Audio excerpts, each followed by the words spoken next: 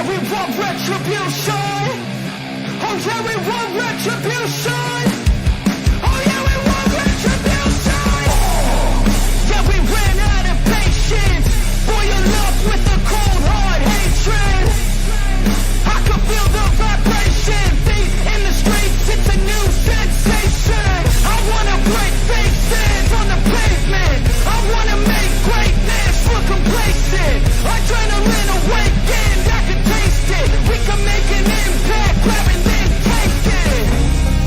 Like a disease, bring them to their knees. No pain for their disease. Just like a weed, spread into the streets. It's time to make them bleed. 'Cause we just want Welcome, everybody to Spaced Out Radio, the After Hours radio show with me, your host, Mr. Rob G. It's going down tonight. We have in the building UFO legend, UFO OG. That's where we'll start right there. Preston Dennett, researcher, author, coming in the building for hours 1 and 2. Should be a great time. Press is always great. Also, we got Drew Banky back in the building from being sick with the After Hours wrap-up show. And then Steve Stockton tells it to Miss Person Mysteries. It's going to be an awesome show tonight. Let me go ahead and see who has come on in tonight. Courtesy of Race Fan, looks like we got Flat Sixer coming in with that gold tonight. We got Kitty Catty Whack coming in with the bronze. And then we have Race Fan, or actually with the silver. I'm sorry, Kitty Catty Whack. You get the silver. And then Race Fan is coming on in with that bronze tonight.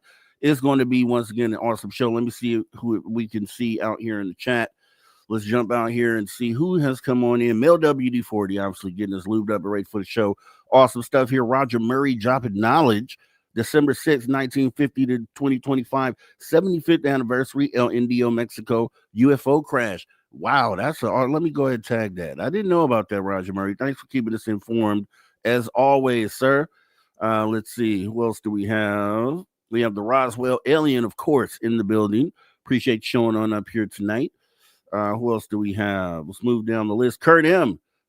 It's almost showtime. It is showtime at this point, Kurt M. Thanks for coming in bright and early as well. We got Tyler 420 in the building at the bar listening. Okay, that's what I'm talking about. Have one for me there, Tyler 420. Appreciate you. Super crazy movie geek. Oh, yeah, we want retribution. You know how it goes down. We ain't going to stop until we get it. Miss Catherine Jones out there saying hello, Mr. Rob G. Hello, Miss Catherine. Appreciate showing on up here to the show. Let's see. Who else do we have? Bob Thorson. Hey, Bob Thorson. Thanks for coming on in. Preston Dennett. Love it. Everybody loves Preston. That if you get a consensus around the community, everybody loves Preston. Let's see who else. Mr. Melted. Appreciate you coming on in. Yes, the studio is an hour north of LA. Mr. Melted, thanks for coming on in. Appreciate showing on up. Let's see. Richard Minnick, OKC, long time, buddy. Thanks for coming on in.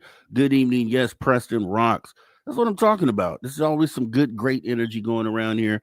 And I appreciate you all coming in to enjoy the show here tonight. On the After Hours wrap-up show, we got about 15 seconds, and we're going to go ahead and jump back in this thing. Yeah, Richard Minnick, we'd love to see you around, obviously here and over at the Social Dig, my good sir. We got 2 seconds. Let's go.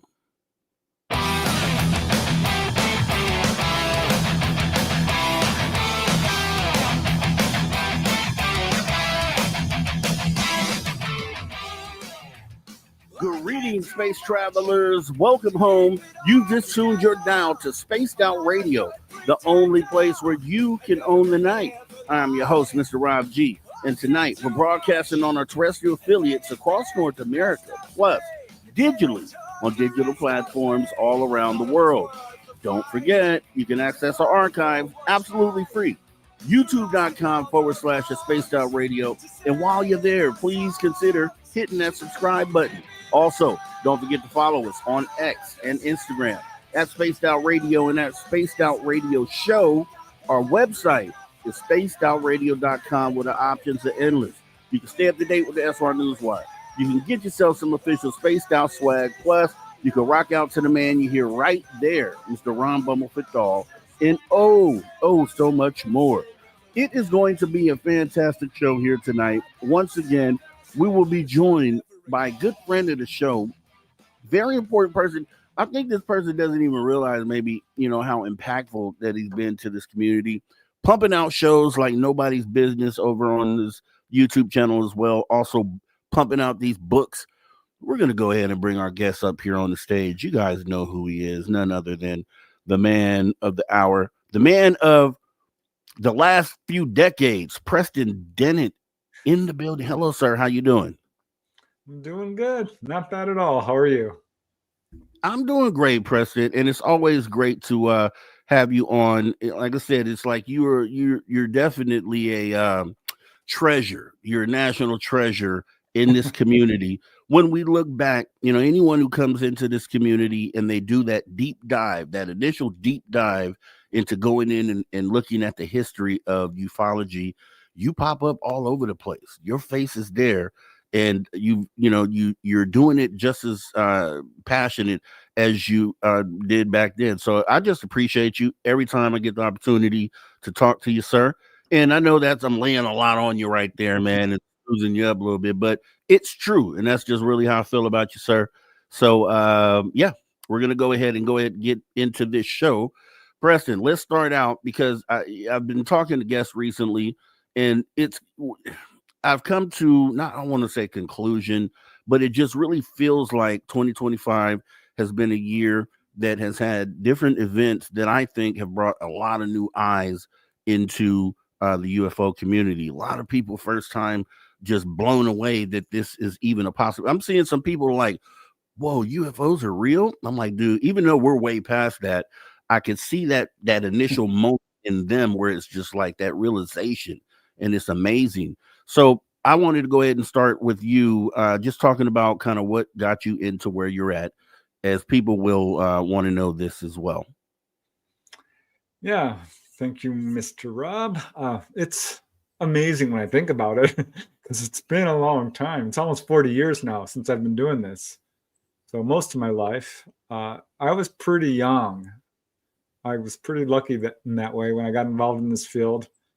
Let's see, I was like 21 years old. Yeah, that's right. 1986. Wow. So as a complete skeptic, by the way, number 5 of 6 kids. My older brother had seen a UFO when I was a little kid. I was 13 years old. He came running into the house, so excited. And he's like, I saw this thing. It was at treetop level. And I'm like, well, no, you didn't. UFOs are not real. Go away. I don't want to hear it. I was pretty rude about it. So sorry, Mark. We've, of course, that changed. It was, I remember, I'll never forget the exact date, November 17, 1986. Talked about this quite a bit, but what an amazing thing that happened on that day. JAL Airlines, Captain Kenju Torochi saw a UFO over Alaska, this Japanese commercial airliner. Classic case. It was on radar. There was multiple witnesses, tracked their plane for almost an hour. None of that was in the news report. The news report couldn't have been more than 3 minutes long. And they just kind of joked about it, treated it very unfairly, in my opinion. But they did show the picture of the pilot. And I remember thinking, this poor guy, he thinks he saw a UFO, and he's a pilot. He's going to lose his job over this. He's crazy. I was right about that, by the way. He did lose his job, or was grounded for quite some time. Thankfully, I heard he did get it back, but that's what opened the door for me, because I went straight to my brother Mark and I asked him again what he thought he saw, which is really offensive when you think about it, because he's like, what do you mean what I think I saw? I saw something. I'm like, well, tell me. And described this amazing sighting of your classic flying saucer, little colored lights on it, treetop level, like he said, totally silent, chased it in his car down Reseda Boulevard in LA, near where we lived at that time, with his 2 friends, by the way, who were with him. So he's telling me all this. He's like, go ahead, call Phil and Greg. Those were his friends, and they'll verify my story, which of course I did. And of course they did, adding new details even. So it just unraveled from there. I was so unhappy. Sounds strange looking back, but at the time, this was not good news. I was upset because I felt like people had lied to me. I had people in my own family who had had encounters, friends, coworkers, a lot of them, and I had no idea. So, long story short, let's see, 1 year into this, I joined MUFON, Mutual UFO Network. I was thrilled to find out that there's a group that meets that actually takes this subject seriously. Bought every book on the subject, joined every UFO group, actually. Started attending conventions, became a field investigator for MUFON, started investigating cases, started writing articles, almost immediately got a lot of attention from that, and was going on the radio as well. And maybe 2 years into this, I got my first TV gig, which was a huge surprise. That kind of came out of the blue. And just investigated for 10 years before I put up my first book, UFO Healings. And that really sent the ball rolling. And yeah, it just kind of slowly took over my life. Amazing. I could never hear that story enough. And, you know, your brother, the dynamic between yourself and your brother reminds me of me and my brother. Now, I'm the guy who has seen stuff, and I have proven. I can show it to him all day long. He's the one that's like, I don't, believe in UFOs. He works for NASA, which is crazy. But then maybe not so crazy, right? When we know how NASA is and the conclusions that they come to. But that we're going to get into that and a lot more, because the underwhelming images from 3i Analyst was just crazy. But you're second, I guess I would consider you maybe second generation researcher, as you came in the 80s. We know we had that original first generation that kind of kicked it off in the beginning. Who were some of the researchers that you looked up to at that time? And did you dive into the history of UFOs once you realized that this was actually a thing? Oh, yeah. Yeah. When I joined MUFON, they have a MUFON journal monthly. I'm like, you know what? I want all your journals going all the way back to when you started, which was a lot of money for someone who was living check to check, basically, and trying to get through school at the same time and working part-time. So yeah, I dove in as deep as I could. And back then there weren't a whole lot of books. Not like now, there's 100 books published every year on this subject, more. There was a handful of really popular books back then. I got them all. And yeah, I love that first generation of researchers. I'm a latecomer, no doubt. But people that I really admire, there's a long list of them. And I wish there were more like these folks now, because good researchers are few and far between. Jim and Coral Lorenzen, absolute heroes. I loved them to death. They started APRO. Amazing. I also really respect J. Allen Hynek. Who wouldn't? He's the father of modern ufology. Really like Leo Sprinkle as well. Dr. James McDonald, Ann Druffel, Isabel Epperson, just a few female researchers at that time. There's Donald Kehoe. What an amazing guy, single-handedly fighting against the UFO cover-up. So there was a good crowd of people there that can't forget, of course, Jacques Vallée. He's been in this field for a very, very long time, probably the longest of just about anybody who's still living. So yeah, those folks are absolute heroes to me. We would not be here where we are today. But I'm going to give top place to Jim and Coral Lorenzen. I love them, especially. Their books, even today, are really good. And with you being second generation, I'm just putting that label there. It's just because it seems appropriate, because they were the originals. Then you guys came in the 80s and took it from there. And it was more because these were the people you looked up to. Then it also affected the way you researched things and how serious you were about, using certain tactics to research information. Like I said, you dived into the whole MUFON catalog. Whereas I don't know if, researchers today, like third, fourth generation researchers, are taking that same approach. And I know we've talked about this before about how what are some of the things that you would say to current day researchers. And I know you laid some things out on the last show that we talked about. But what I I do this segment on a show on my channel, personal channel, called Science Fiction to Science Fact. And it's so you live your life pre confirmation of the UFO topic. You've watched all these sci-fi movies growing up. You finally have a realization that things are real. What did you have? Did you go back and dive into some of those old films to kind of look at it through a new lens? Just like, for instance, Close Encounters of the Third Kind came out in Right. 77. You didn't get your realization until the 80s. So did you ever go back and then watch it through a new lens? And then how did that make you feel?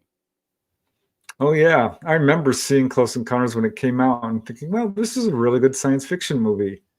Now going back, you can see there's some really good stuff in there. For example, the scene with Richard Dreyfuss, where he sees the sign going back and forth. That's a real case. Leaning out the window and getting a sunburn. That was another case which took place in Levelland, Texas. So it was kind of let me see if that's the right word, amalgamation. Yeah. Bringing together a bunch of cases to make one case.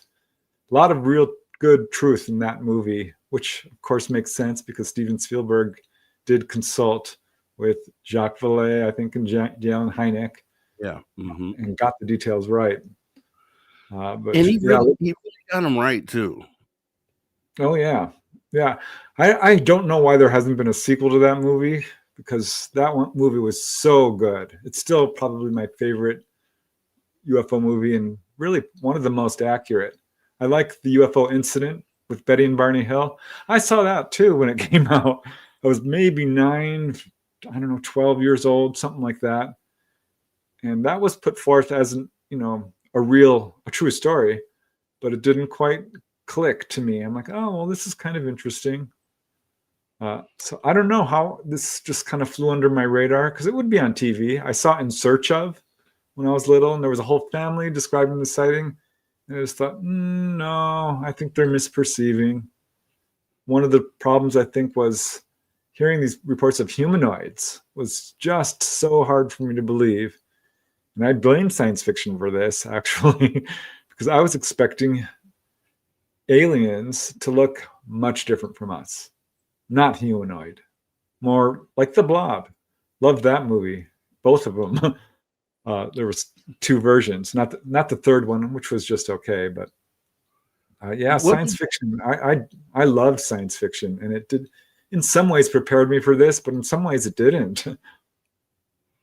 I just find myself amazed because, as you know, obviously I'm later to the party, but I, when my realization hit, and it was I can never forget this. The awakening moment for me was when I would happen to be watching TV, cable TV, and there was a news station that I was watching, maybe CNN, I'm not sure, but they said something about showing an article that somebody had wrote that said this keyword, which was recovery of off-world vehicles. And then I thought about that for a moment. I thought about what that meant, recovery of off-world vehicles. And I was like, wait a minute, are they talking about like alien vehicles? And I looked into it, confirmed what I thought, and it just blew me away from there. I did exactly as you did, jumped in the database and tried to find as much as I could about this. And that's how I came across you, Richard Nolan, and a lot of the Gen 2 UFO researchers. So, when I watched the movie called Signs back in 2002, it was a good movie. It was a good movie. I was a Mel Gibson fan at the time. It was kind of creepy, and you didn't have that connection because you didn't think that could be something that would really happen. Then once, I had my awakening and I go back and watch those movies, I'm like, whoa, okay, this is something that can happen tomorrow. Not only is this something that could happen because they are here. So it's kind of cool to see a lot of these new people coming in, having that first moment where it's like, wow, these things might be real. And then where that ends up leading them, hopefully, to this show. But what has been, what were some of the key moments that you experienced? And no, before I do that, I did want to ask you about, there was one person in particular, Carl Sagan. How did you perceive Carl Sagan, right? Because I think from what I hear, he had some sort of change in perspective throughout his life on this. He was always saying apparently that this couldn't be possible. Just kind of explain Carl Sagan and what was your opinion on him? Yeah, he had a show that I really liked. Cosmos, I think it was. We would talk about astronomy, and I was a huge astronomy buff. I love astronomy. So I kind of looked up to him until I later found out that he was kind of skeptical of UFOs, which surprised me. Because I honestly think if anyone examines the evidence in this field objectively, they can only come away convinced. So that really kind of raised my eyebrows to hear some of his statements saying that, there's nothing to this. Because if you're going to say that, you have to explain why there are practically 1 million people who have reported UFOs.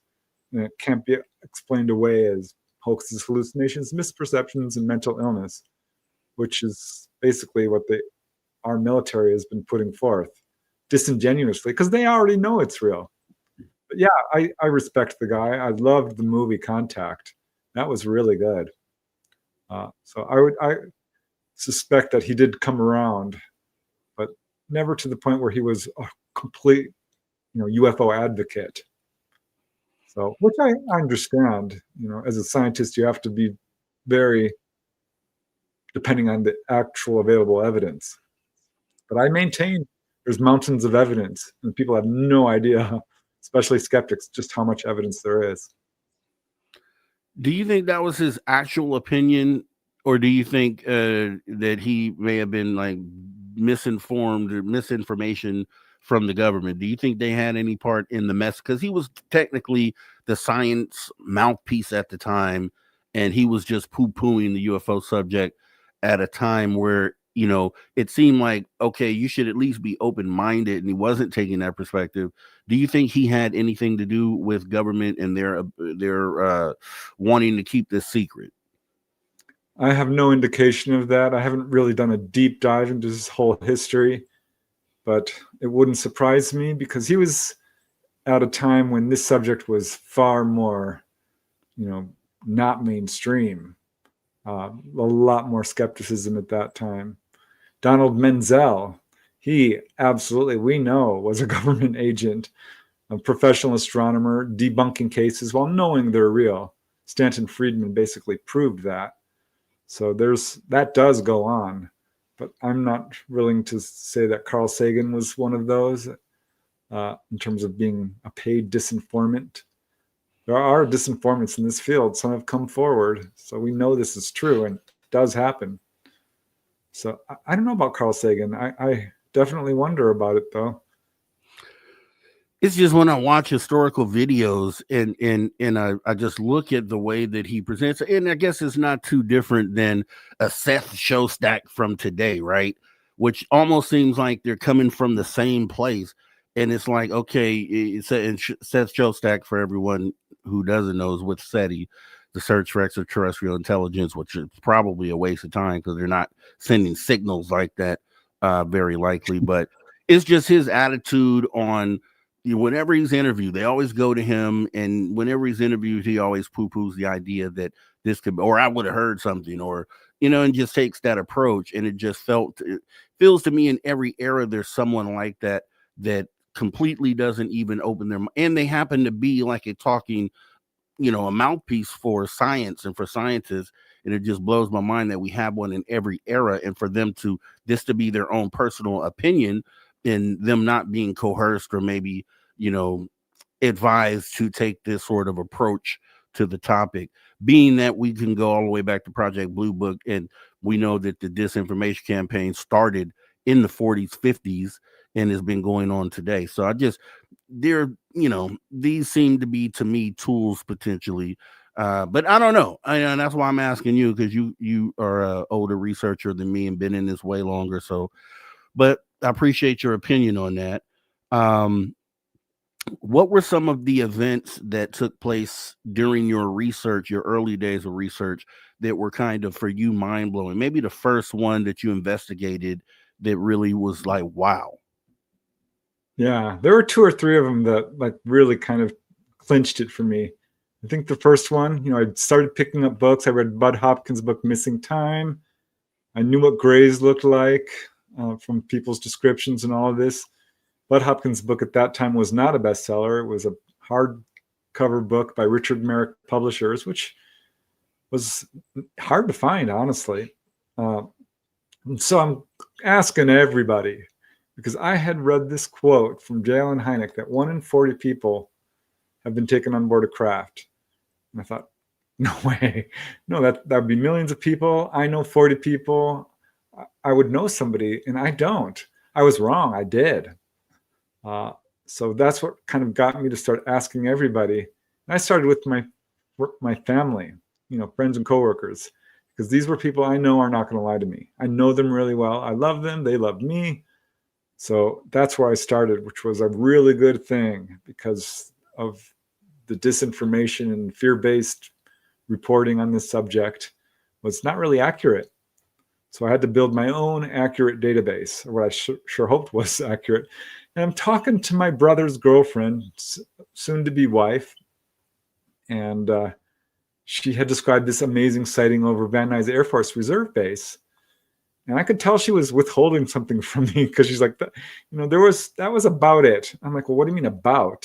Was there anything else? She's like, well, I did have this other thing happen. I'm like, well, what was it? She was very wary to tell me. It took some convincing. And she described how she was walking home. This is maybe a few months after her sighting. This is 1978, thereabouts. She's in college. And she wanted to go get a shopping cart that had been abandoned a few blocks from her home in Van Nuys in California. Took her dog Sarah, was walking out late at night, just about midnight, gets the shopping cart and is pushing it down the sidewalk. She's telling me this, right? Pushing it down the sidewalk past Stagg Street Elementary School. And she sees 2 kids standing under the spotlight in front of the school. And her first thought was, what are 2 kids doing out at midnight? You know, and why? Hold right there, Preston. We're going to finish this story right after the break. So the 2 kids standing under the street light. We're going to start there when we pick up on the other side of this break. Guys, right here on Spaced Out Radio, the After Hours radio show, with me, your host, Mr. Rob G, and Preston Dennett joining us tonight. We'll be right back right after the break.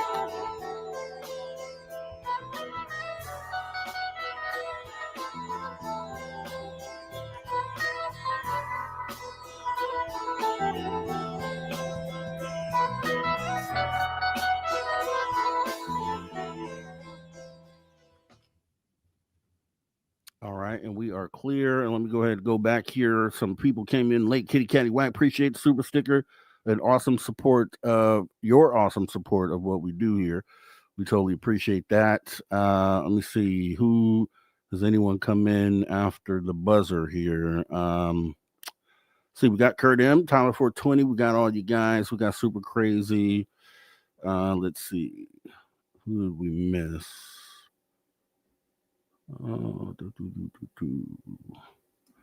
Richard Minnick has the right idea, saying smash the like button, y'all. If you wouldn't mind taking a moment, during every break, we'll ask you to do this. Right under your screen, let's take 30 seconds. If you look right under your screen, there's a thumbs up or thumbs down button. And if you wouldn't mind hitting either one of those, and then also leaving a comment after the show, let us know what you thought about it. You know, we have tough skin. You can let us know. We strive to improve, and all input is valuable. So we do appreciate you taking the time to do that.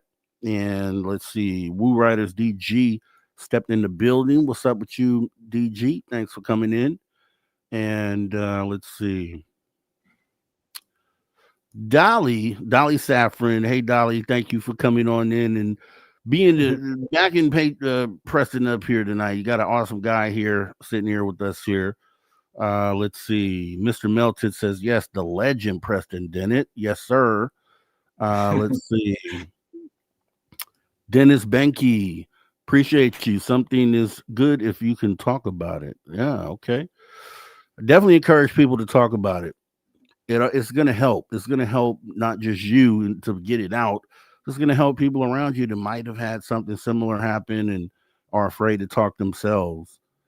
Richard Minnick says movies were great soft disclosure. Close Encounters for me, I just didn't know. And then once I came to the realization that this stuff was real and happening, they were here.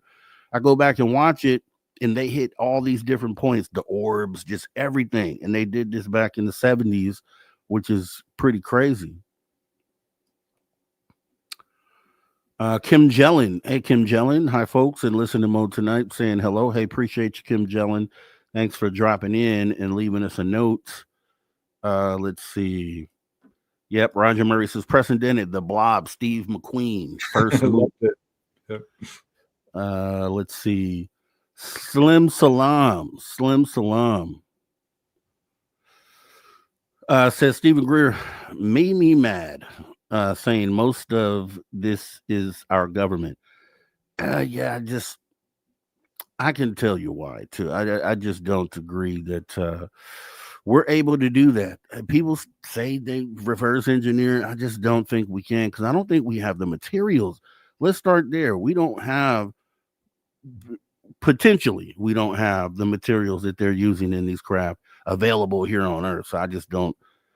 You need material to build something, and I just don't get how people just jump to the conclusion that we were able to reverse engineer something like that.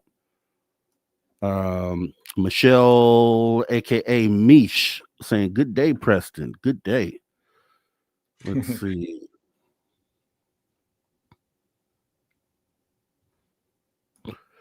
Dennis Banky saying I spent my middle school and high school years studying muons, particle Yep. physics. Okay. It's what I saw later that cued me into the actual mechanics of the space race. Interesting, Dennis. And Richard Minnick believes those scientists, those talking heads that poo-poo the subject are on the government payroll. Dennis Banky, in my opinion, Carl Sagan was the hallway monitor for what is acceptable. Okay, nice. Richard Minnick, Carl supported the government narrative for sure. It's just some people that you have to look at and say, why are you taking that approach?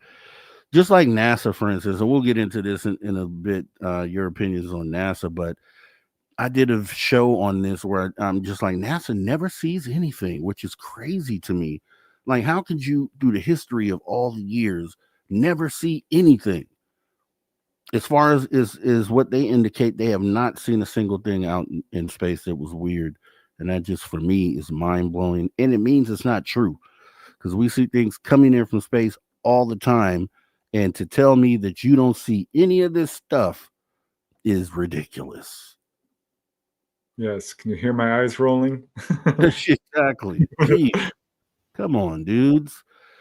They do better to just, and I said this in my show as well. I was just like, they'd be better to just say, hey, yeah, we've seen a couple weird things. At least make it believable. Like, then we probably would accept some of the other BS that you spew, because you're at least admitting some of the stuff, and you're just not admitting anything, which is a problem to me.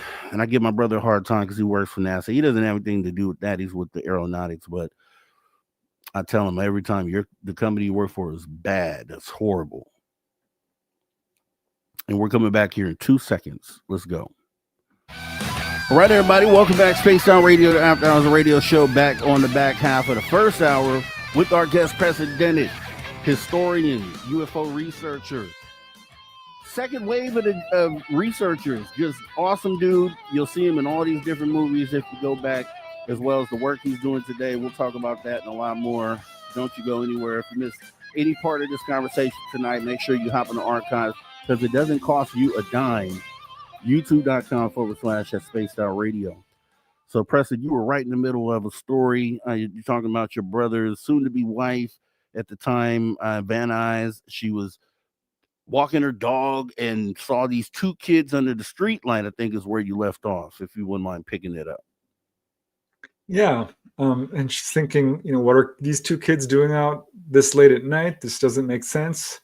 And she's on the same side of the street as them and is getting closer and closer and realizes they don't look normal.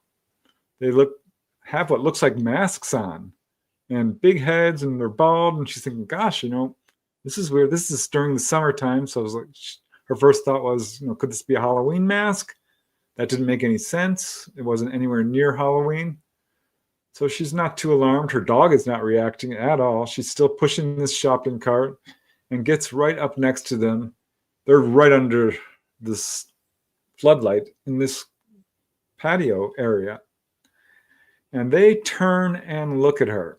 And she said the first weird thing she noticed was their synchronous movement, almost like opening a book. And she felt like they were floating maybe a foot off the ground, a few inches, because of the way they were moving. And she said they weren't human. They did not look human. So I'm asking, well, what did they look like? And she starts to describe grays. And she's an artist. She's got an eidetic memory pretty much, and starts from the head going down. And she's like, well, they had these big, bald, sort of pear-shaped heads. I'm like, oh, God, that sounds like grays. If she starts saying these big eyes and a little mouth and almost no nose and no ears, I'm going to lose my mind, which, of course, she did. So I was predicting what she was going to say. And she described a gray in absolute detail, down to this olive green jumpsuit with no markings on it, little mandarin collars and sleeves and skin tight. Absolutely just described typical grays. I asked her if she saw any UFO. She's like, no, but that playground behind the school was completely enclosed on 3 sides and had a row of trees. So she's like, well, one could have hid there, but I didn't see anything. She didn't get any messages from them in terms of, don't be afraid or anything like that. Her dog did not react to them at all. But she became very frightened when she realized that these were not kids. She said they were about 5 feet tall, maybe slightly shorter. And she walked past them, ditched the shopping cart. It's like, that's not important anymore. And walked away as fast as she could. I'm like, you didn't run? She's like, no, I didn't want to lose control. I didn't want to panic. I absolutely just walked as fast as I could, and I did not look back. But that was a turning point for me, because here was someone I know is telling me the truth. And I know how good her memory is. She's an absolute artist. She drew them for me. And when she drew them, I'm like, okay, these are grays. Grays are real. I already knew by that point. But to hear it coming from someone you know so well was definitely a turning point. And another one, because now I'm asking people at work. There was this lady I worked with who I loved. Dorothy was her name, Dorothy Hudson. And she's very outgoing, very funny, very intelligent. And the lady whose desk was next to mine was describing her UFO encounter, which was an anomalous light darting across the sky. And in walks Dorothy and says, oh, UFOs? One followed me home from the library. So I'm like, wow, really? That followed you? And she said, yes. And this is where it got really interesting, because her best friend was Carol Serrano.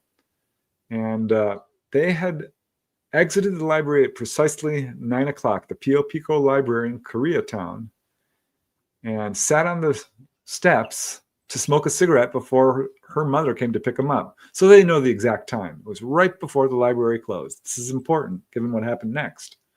So they're smoking their cigarettes against their mother's wishes, and see this star-like object drop from the sky and park itself right above the telephone wires across the street.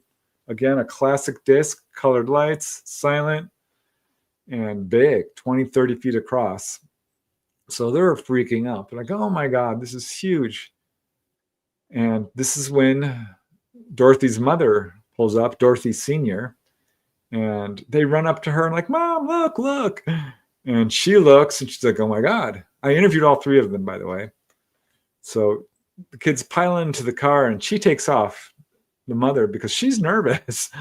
And the kids are squealing and shouting in the back because this craft is following them over their car, maybe 50 or 100 feet up. They live exactly 10 minutes away.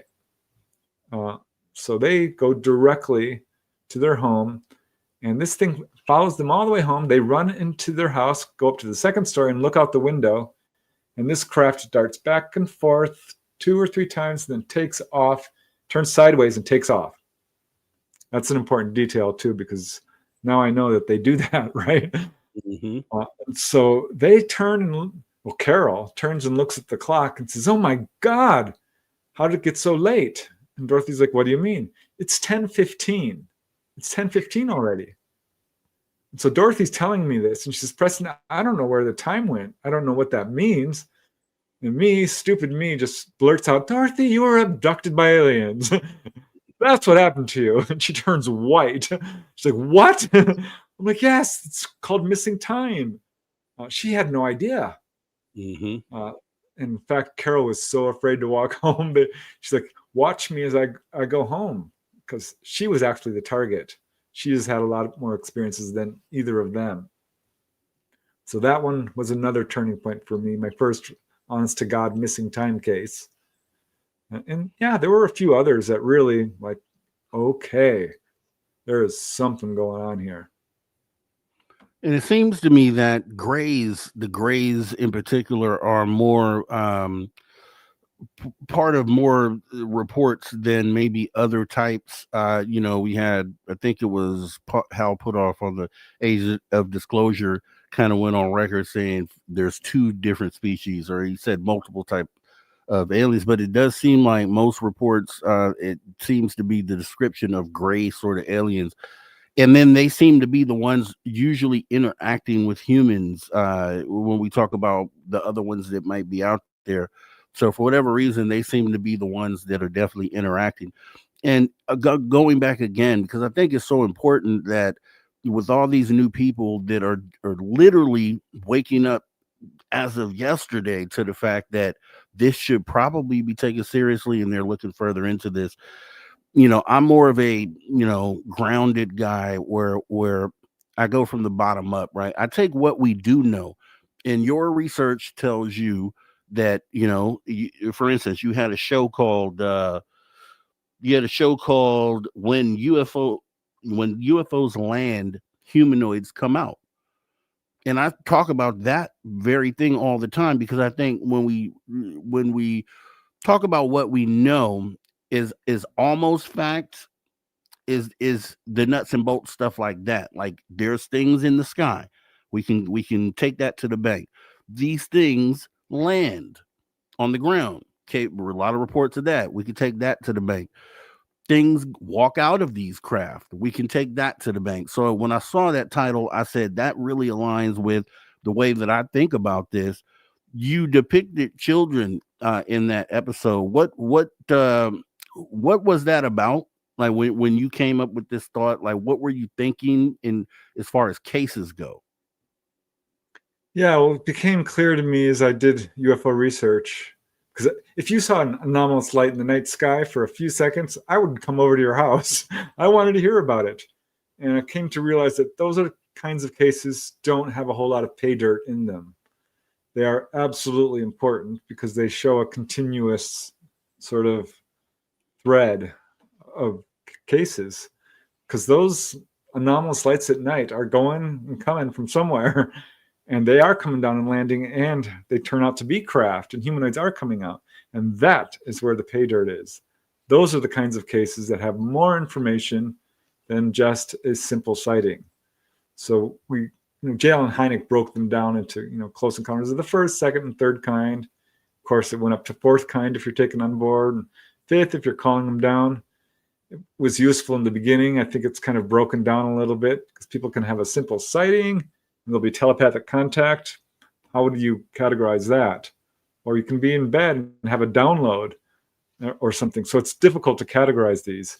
But I love these cases where these craft land and people are seeing humanoids face to face, because gone is any chance of misperception. This is not a light in the sky.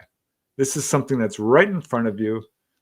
You cannot explain it. There's no way to pass this off as a helicopter or a reflection or an inversion layer or swamp gas. No. This is something that's absolutely undeniable, certainly for the witness. And this is when we start to get a good form of evidence in terms of landing traces or animal reactions. The dog's going crazy, or the cars are stalling, or the TV's going out. Electromagnetic disturbances, that's another good form of evidence. Physiological effects. People will actually feel their hair rise up on end, or perhaps feel a vibration in their body, or actually get, a light sunburn or something along those lines, or healed for that matter. That was the subject of my first book. So these were the cases that I really started to focus my research on, because not only do they have the most data, they're the most interesting, and especially when people are getting taken on board. I think that is the ultimate and the very heart of this whole subject. And that surprises me that our governments have not even talked about that at all. They'll talk about sightings. They'll even talk about crash retrievals. But when it comes to talking about the fact that people are having direct contact and talking to these ETs and going on board and all this stuff happening, they're completely silent about it, which to me speaks volumes. So yeah, that's, I think, the most interesting part of what's going on here is the humanoid cases and the onboard cases. And so I think I'm feeling like, because obviously you do have experiencers that experience what happens past the point of them getting out the craft. Sometimes they're taking on the craft, as you said. And then there's a lot of other things that happen during the experience that people talk about. Now, it's just, I think if we had a room full of experiencers, they, and then we brought some people in, or speakers, we'll just say speakers. And then we had a room full of people who were interested in finding out more about the subject, were really on the fence on if this was true or not. I think the uniform thing that would come from those speakers is those facts that we talked about earlier, the facts that these things are in the sky. Matter of fact, here's some images. These things have been seen, and we'll talk about in a moment, coming out the ocean. Oh, also, here's some images. We had police reports of, someone like Lonnie Zamora and the aerial kids seeing these craft land on the ground. We don't have pictures, but we have multiple accounts, like mass accounts of that same incident. So, and these are all like tank to the bank things. So for that person on the fence, it's like, I think this is the thing. If they at least accept that part of it, that these things are happening, then I think they're prepared to have the abduction conversation and then all the things that come after that. But that's why, for instance, the age of disclosure, you had someone like Hal Putoff on there, who's been into some other weird kind of stuff as far as experiences. He talks about things that he didn't talk about within the documentary. And I feel like that was done on purpose. I feel like it was done so that the nuts and bolts part of the conversation is palatable for those people who are on the fence and just, wouldn't believe the extreme side of this, right? So you present them with the nuts and bolts, you bring them in. Once you get to know them, then you hit them with all the other wacky stuff that comes along with this. And I think that might be the approach. I don't know if you agree with that or not, but I think that's, it seems to me that that's the approach being taken here and why they haven't addressed that other side of it. So I don't know. What do you think? I'm not sure I'm willing to go that far. I certainly understand that. We saw that in the early days of UFO research. Nobody would touch the humanoid reports. Nobody. They were absolute taboo, forbidden. Nobody wanted to hear about them. Donald Kehoe had a real problem with them, which is interesting to me because there are so many of these cases. And I understand the nuts and bolts crowd, because we were at a point for many, many years of trying to just prove this subject. And that is important work. But I am of the mind that all evidence must be considered. Otherwise, you are not getting any closer to solving any mysteries or getting to the truth of the matter.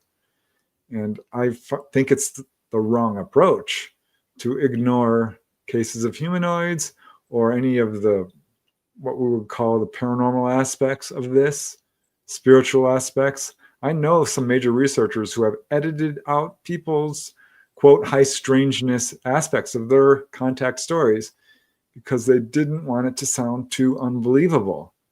Huge mistake. If it happened, it happened. And it's an important part of what's going on here. The Age of Disclosure is not a movie I can fully recommend.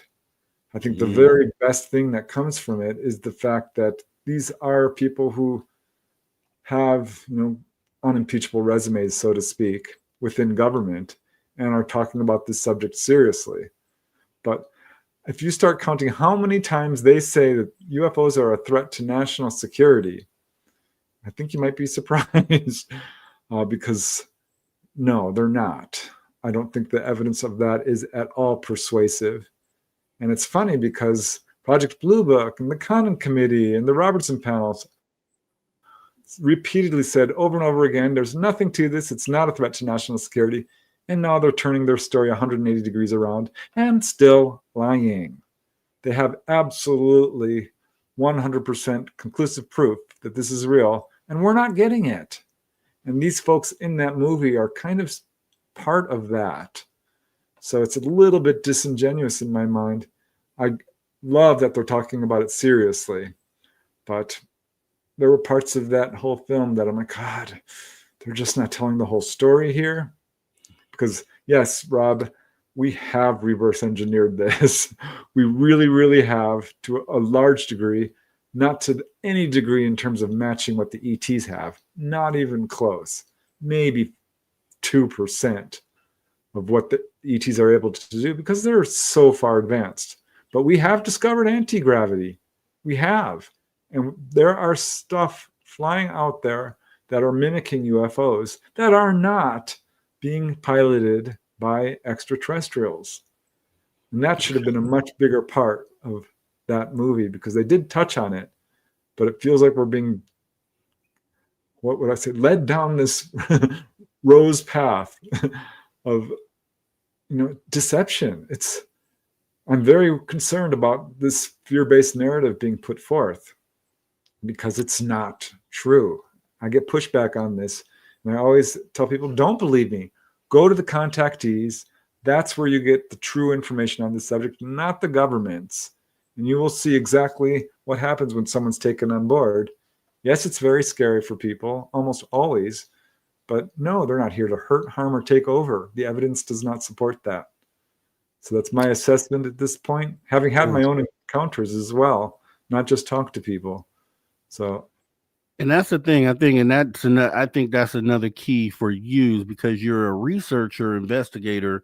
So you're looking at, so you may have a slightly different perspective when it comes to, some of these things. I would ask, these are the questions I would ask you. Here's the thing. What did you think about the Hellfire missile video that came out through Congress, which showed our government firing a Hellfire missile on a UFO? What did that represent to you? Or do you think it's even a real thing? What do you think about that? Yeah, well, I saw it, and I'm no photo expert, and I don't have the full story behind it. I only know what everyone else knows, what they're telling us. And, I talked to Dolly Saffron about that. Dolly Saffron is my favorite contactee. She was another aha moment for me, because here we have a person who has fully conscious contact, not recalled through hypnosis. It's a lifetime of encounters. She's worked directly with the ETs. She's absolutely 100% proved her story to me. I vetted her for years and years and years and saw the UFOs, talked to corroborating witnesses. She has photographic evidence, medical evidence. I'm just underlining this because she looked at that and said, no, what's going on here is that is a reverse engineered craft that we shot at.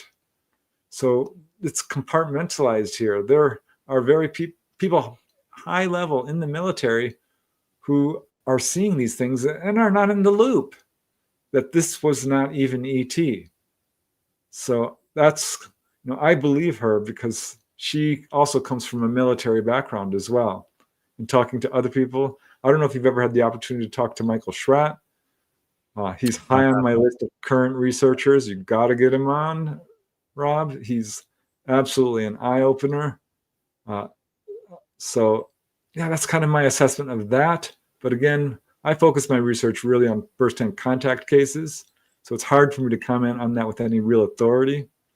Mm-hmm. But yeah, I'm watching this stuff and I'm really interested in the videos and footage they're bringing out because I know they have much better. I know they have so much better than that. Here's another part of this that I want to ask for. I forget this. The reverse engineering piece, right? Because when we do these shows, I hope to have not just people who believe in the subject or have seen something, but I also would like to have people who aren't sure about the subject. So even people from the skeptic side. So because I think that balance needs to happen in order for us to really critically think about what it is that we're doing and dealing with in order to kind of get to the answers that we're getting to. And, I've looked around and maybe I missed something here, but I know there was a program back in, I want to say the 50s that was looking into anti-gravity, and then they shut that program down. And I think a lot of the belief of the fact that we have potentially cracked anti-gravity comes from that. What else is out there that you could point to that would indicate that we as human beings have cracked anti-gravity? I wish I could speak with more authority on that, but of course, T. Townsend Brown is a name that often comes up. And we know that technology has been suppressed over and over again. I mean, we saw this with the auto industry and the electric car, who worked very hard to stop that from coming out. The military industrial complex wants us to spend money on oil, and it's all about money and control. I've talked to a few whistleblowers, not a lot. There was one gentleman I talked to who was literally on his deathbed in a hospital and got a hold of me because he had a story about this sort of thing. He was a subcontractor for the military. He was a civilian, but he worked for the military and went to Edwards Air Force Base for a job. Walking along the tarmac with his employer, when they passed a warehouse, one of those little huts, and the window was open, and because he heard this buzzing noise coming from there, looks over, it's this massive window, and he sees a UFO. Classic UFO. It was about the size of a sports car and bright chrome, shiny, absolutely a stunning UFO. So he turns to his employer and says, "Oh my God, look at that." His employer turns white and says, "Shh, don't talk, don't look. You weren't supposed to see that." He's like, "What is it?" He says, "Don't say another word about it." And made very sure that, he would not discuss it. And that's where it rested for years until a couple of years later, the same employer calls him back. Hold that. We're going to finish that conversation right on the other side of the break. Guys, don't go anywhere. We'll be right back. You're listening to After Hours with Mr. Rob G on the only place where you can own the night. Spaced Out Radio. Spaced Out Radio. You've tuned your dial to the right frequency.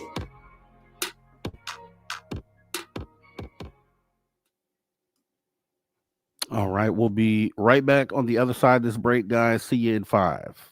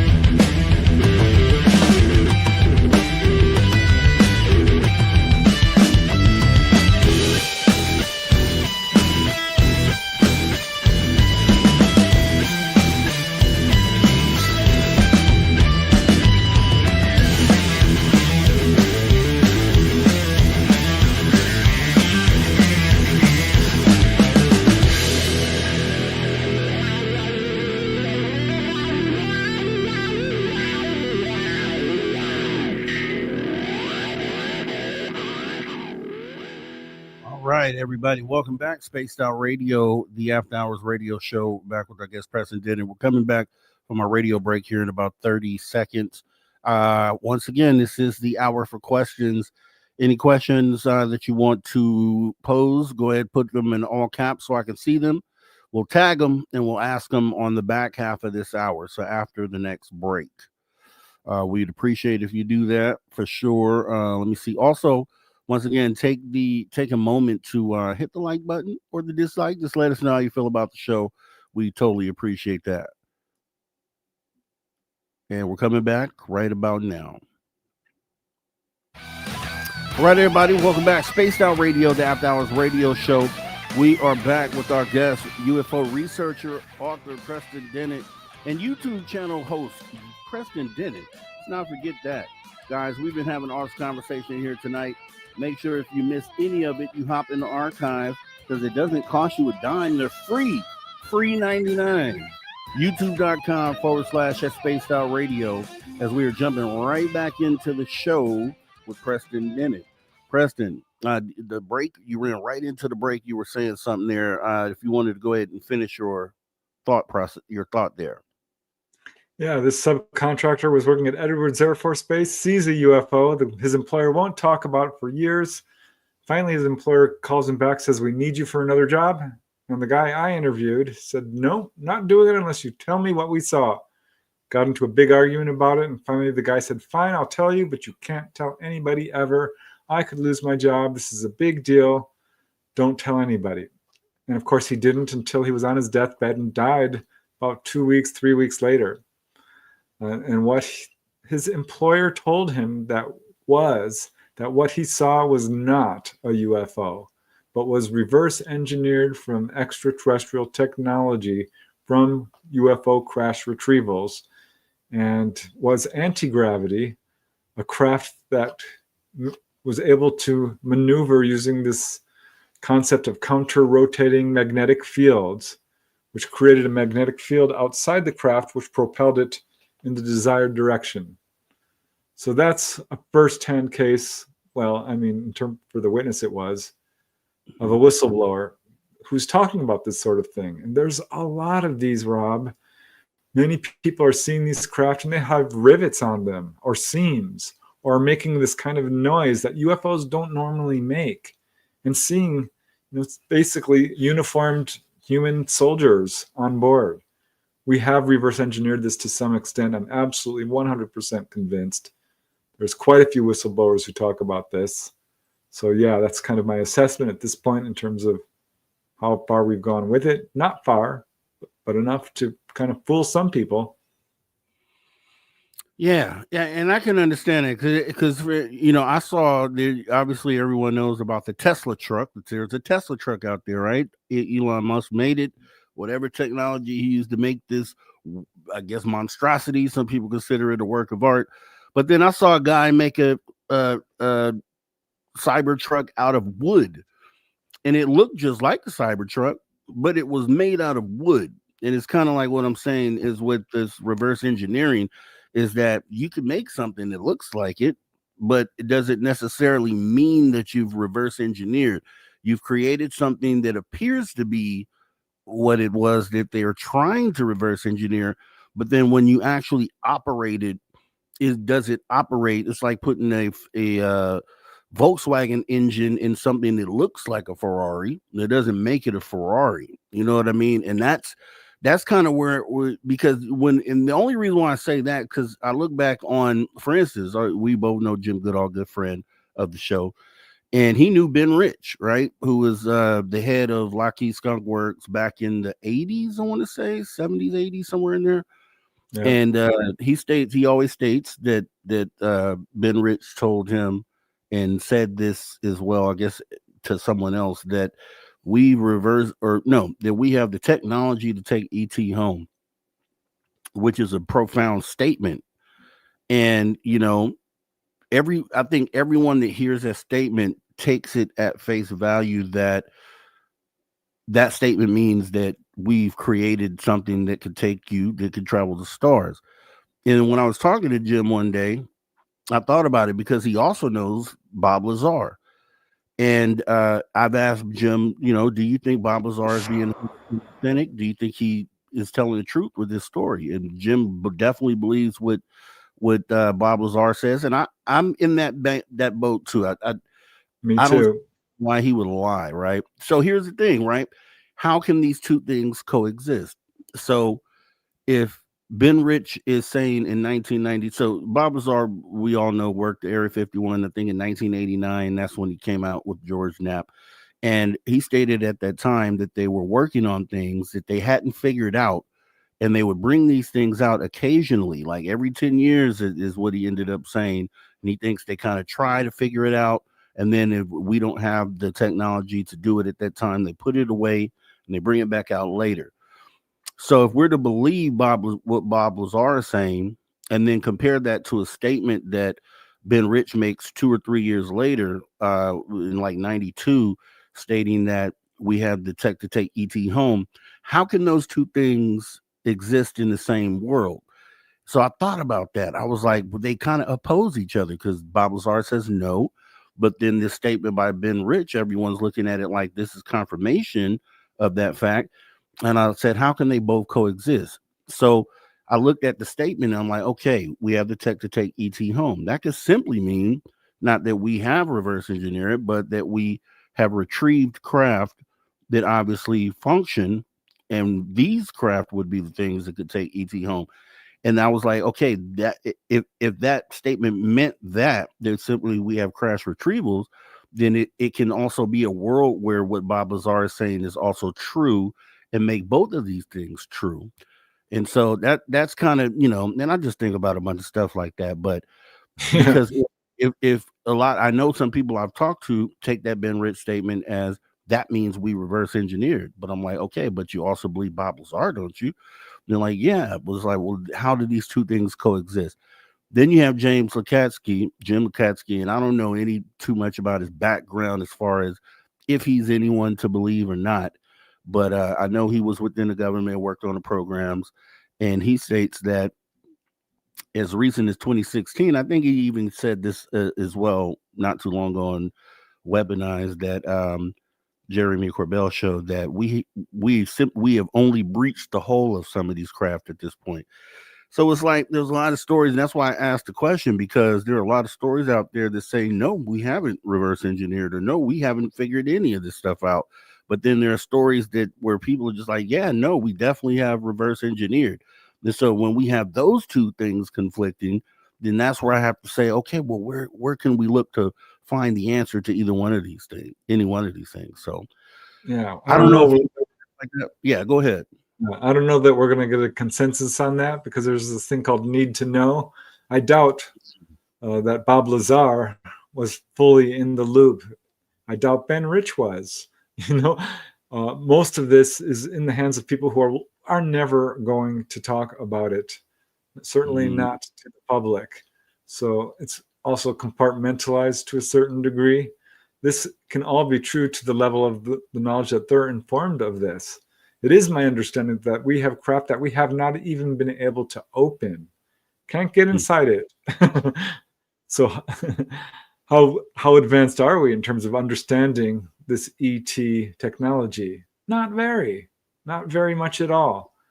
Talking about this from a contactee angle, I think you learn a lot more than probably some of these government folks know, because ETs will explain to contactees, how their craft work.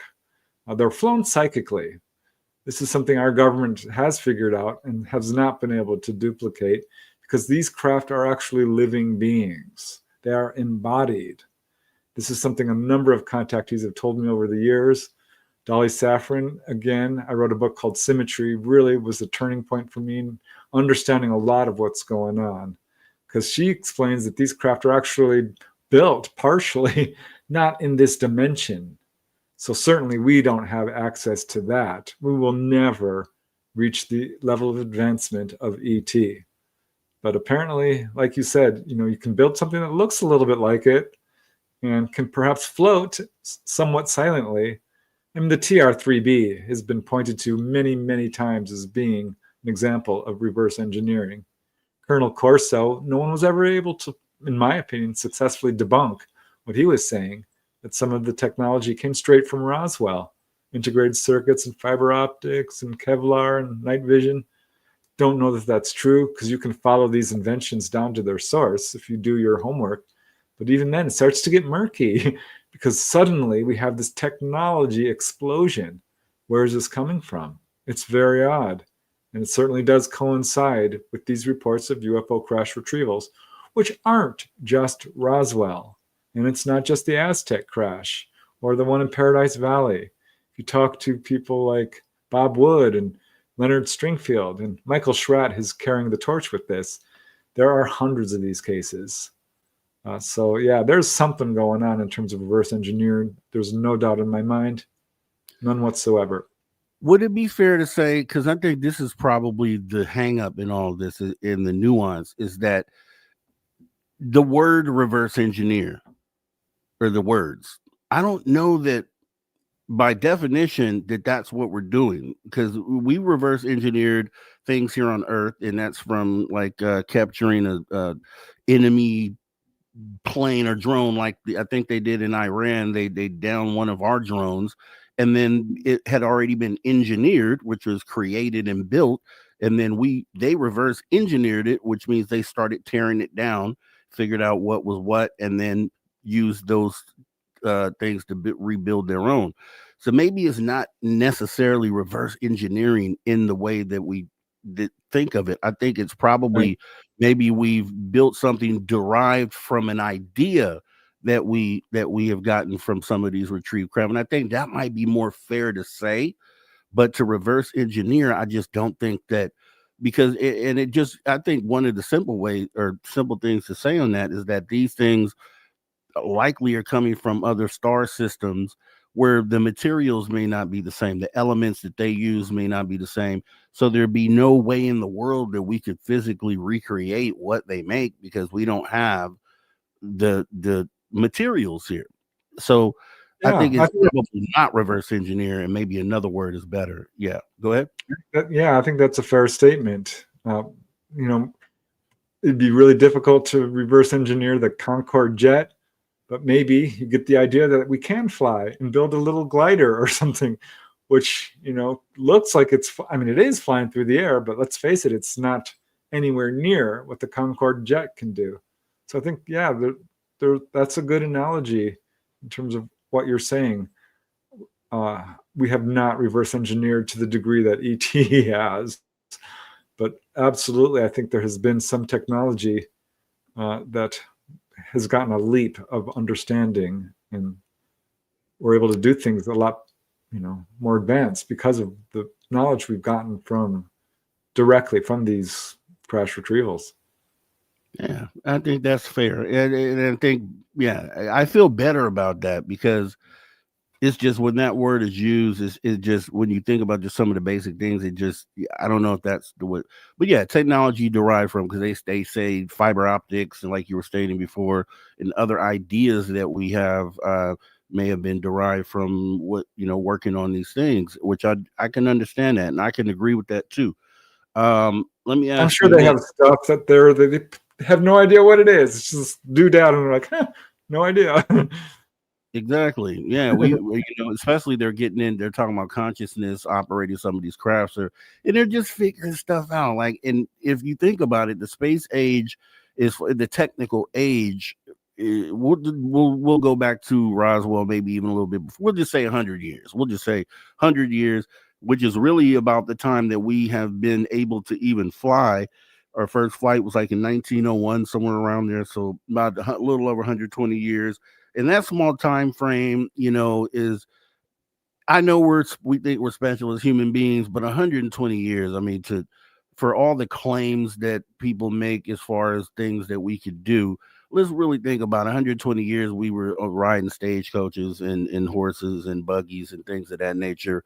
So when let's really put it to perspective, maybe one day we will get to a point to where we're doing, next level amazing things. But I just think to expect that within such a short window is just, what do you call that? Cognitive dissonance, essentially, where we just think we're the best and we can do everything. But I don't know.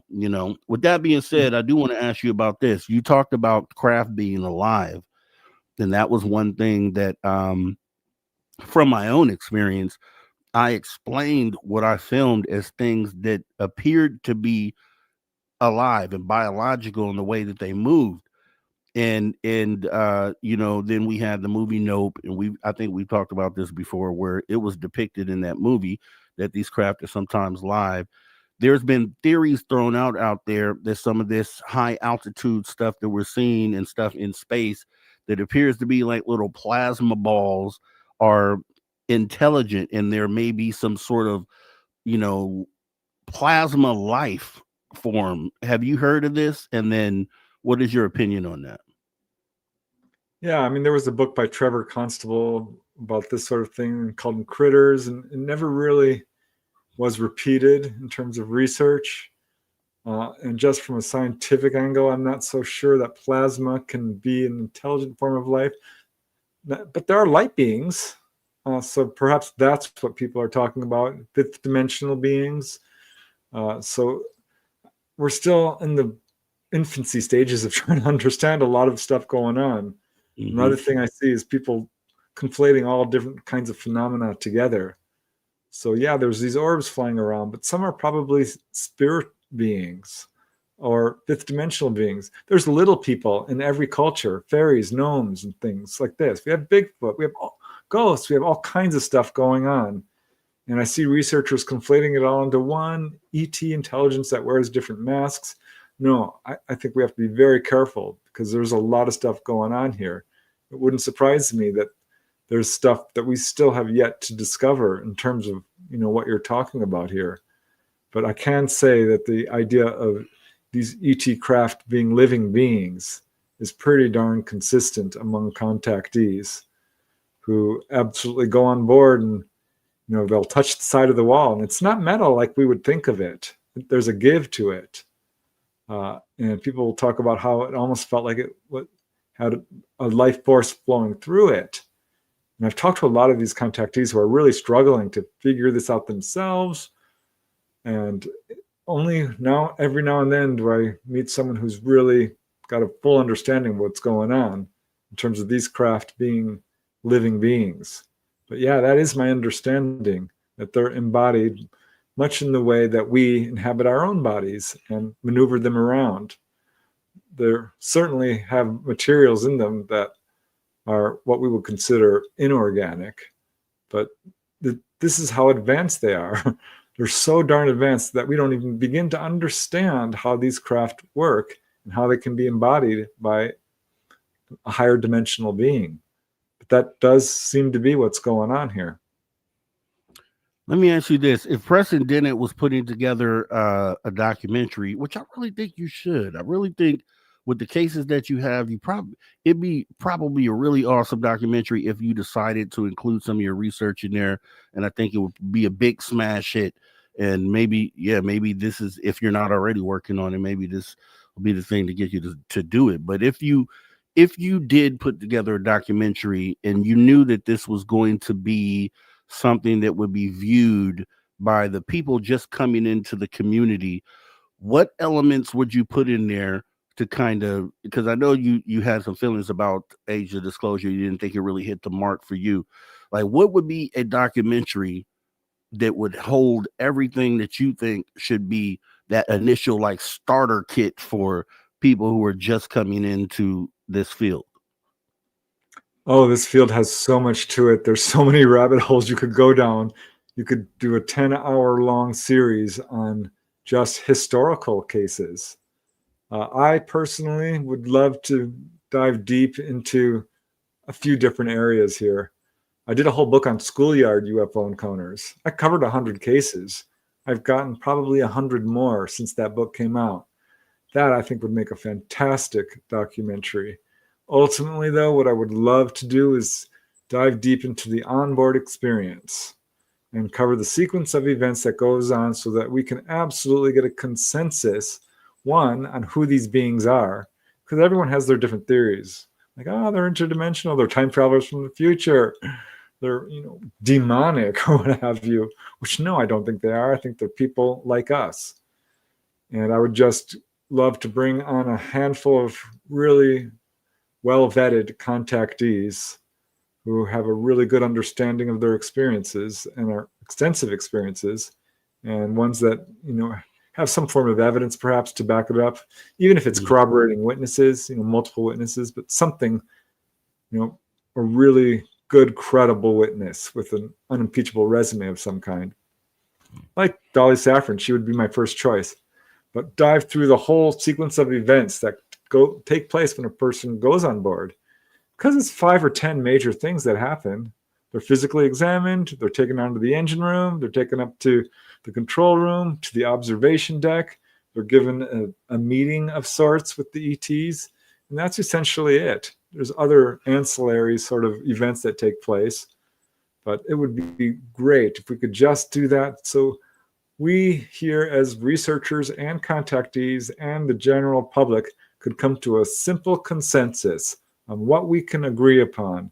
Because all we really agree upon right now is nothing. Some say that this is not even happening. Well, we know it's happening. There's no doubt UFOs are real. People are seeing something. But for there to be so many different theories just shows how far along we have to go to really getting a handle on this. So that's what I would love to do, a documentary on that. Yeah, and I think here's another part of this, and this is what, for me, that makes it, and maybe is the reason why I think the way that I think when approaching this, is because there was a time in my life recently that I wasn't fully aware that this was going on, and I think being able to look from the outside in this current time, being able, with all the information that's out there, being able to have seen this from the outside, and then now to be on the inside of it, knowing that it's real. I think having those two perspectives makes me think critically about what, it allows me to look at this from both ways, from both, from people who are initially still on the outside. I can still see their perspective because I was there, less than 10 years ago. And then now I'm here on the inside where I know it's real. So I can balance those two things. And I think that helps because, that makes me feel like if I was going to do a documentary, I think there should be, just the way that I see this is that, because I know how I would have thought if someone brought to me something that was some of the more esoteric part of this, some of the more extreme side of this. I know if someone brought that to me, and this is the first I'm hearing about UFOs, I don't know that I accept that initially. And I just feel like it's just, I explain it like this. If you go out and you meet someone, you're courting some lady or gentleman, however, whatever you're doing. When you initially meet them, you don't show them that weird side of you yet, right? You put your best foot forward. You show the bare basic things that are acceptable for this person.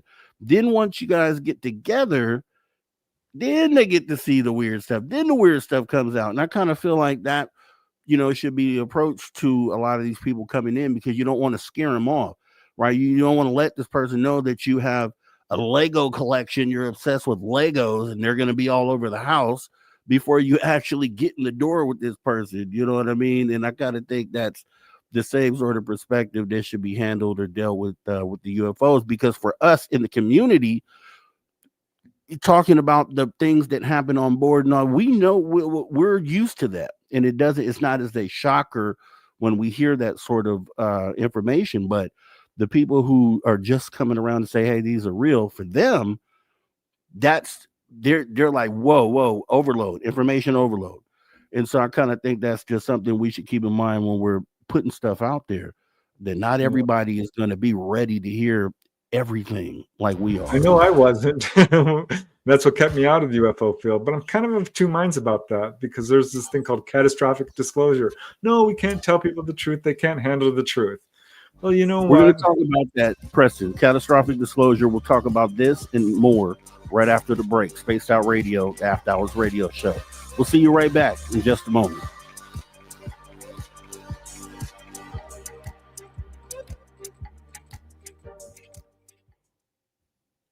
All right, we are clear. Yes, we could definitely pick that up on the other side of the break here. And I do have some more new people who come in. I always call them tardy for the party here. Gold Harp One, appreciate you coming on in. Delilah, didn't see you earlier. Appreciate you coming on in. Glad you came out to join us. WM Arthur, appreciate you. First time seeing your name too. Appreciate you showing on up. Blue Cruise, appreciate you coming in. And I see your question here, super crazy. I'm tagging that. Let me see here. Jerry Carter. Hey, Jerry Carter, appreciate you showing on up here to the show. Yeah, I hate this, right? I've been in restaurants, auto dealerships, grocery stores, etc. Not one of them heard of SOR, Dave, Rob, G, or Lee, which is a shame because they should be watching this show. If they want UFOs and cryptids and all that good stuff, you know, this is the place to come to see that stuff. So shame on you, Jerry. Thanks for putting the name out there. Thanks for letting them at least know. Hopefully they wake up to the fact that this is a place they can come 7 days a week. Let's see. Who else? Anyone else come late and looking? I'm looking. E. Dungarian. Appreciate you coming on in. Let's see. All right, I got that. Forrest Louis, I see you out there. Forrest Louis, we have a Forrest Louis sighting. Thank you for coming on in, Forrest Louis. Even if you're late, doesn't matter, man. Glad that you're here. Thanks for coming in. Let's see. Who else? I saw Stargazer. Crafts I saw were massive triangles. They were moving about 30 miles per hour. I still want to see a triangle. I have not seen a triangle. I've only had 2 UFO sightings, and they were both the same type of objects, these little round white things, metallic, probably 3 to 5 feet wide, moving almost, they were flocked together like birds is the only way I could explain them. And they had these black things that were moving in and out, like I just call them pipes because that's what they look like, but sometimes they be in, sometimes they be out, and they were moving like really fluid, like they were alive, which is for me mind-blowing. Then they all disappeared in the sky one time. It was like 47 of them. They all disappeared at once. Clear blue skies, you know, no, not a cloud in the sky. 108 degrees Fahrenheit. It was in August, and I got it on film, which I think is amazing.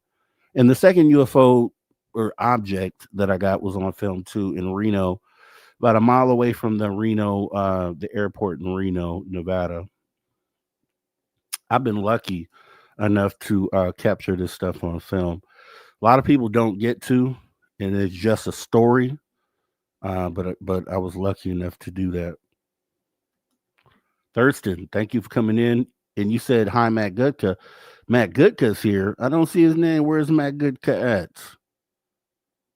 I must be missing. Okay. I don't see Matt Gutka, but hey, Matt Gutka, thanks for coming in too.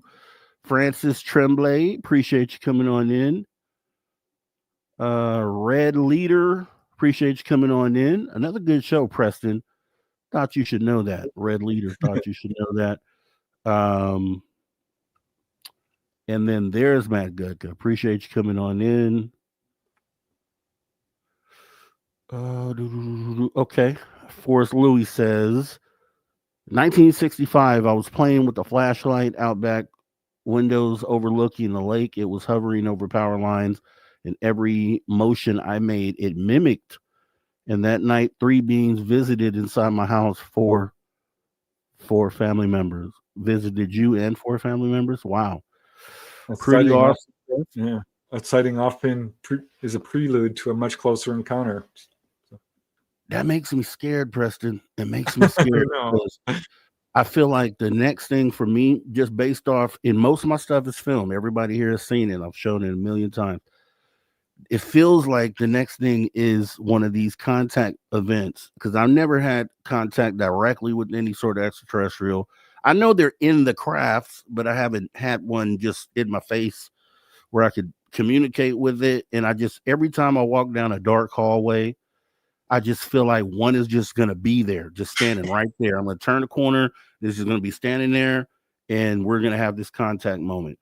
And this is the thing that frightens me, even though it may be a great experience, but to see something that doesn't look human and to just see it, I think just the shock of that for me is just going to be like a, whoa, wait a minute.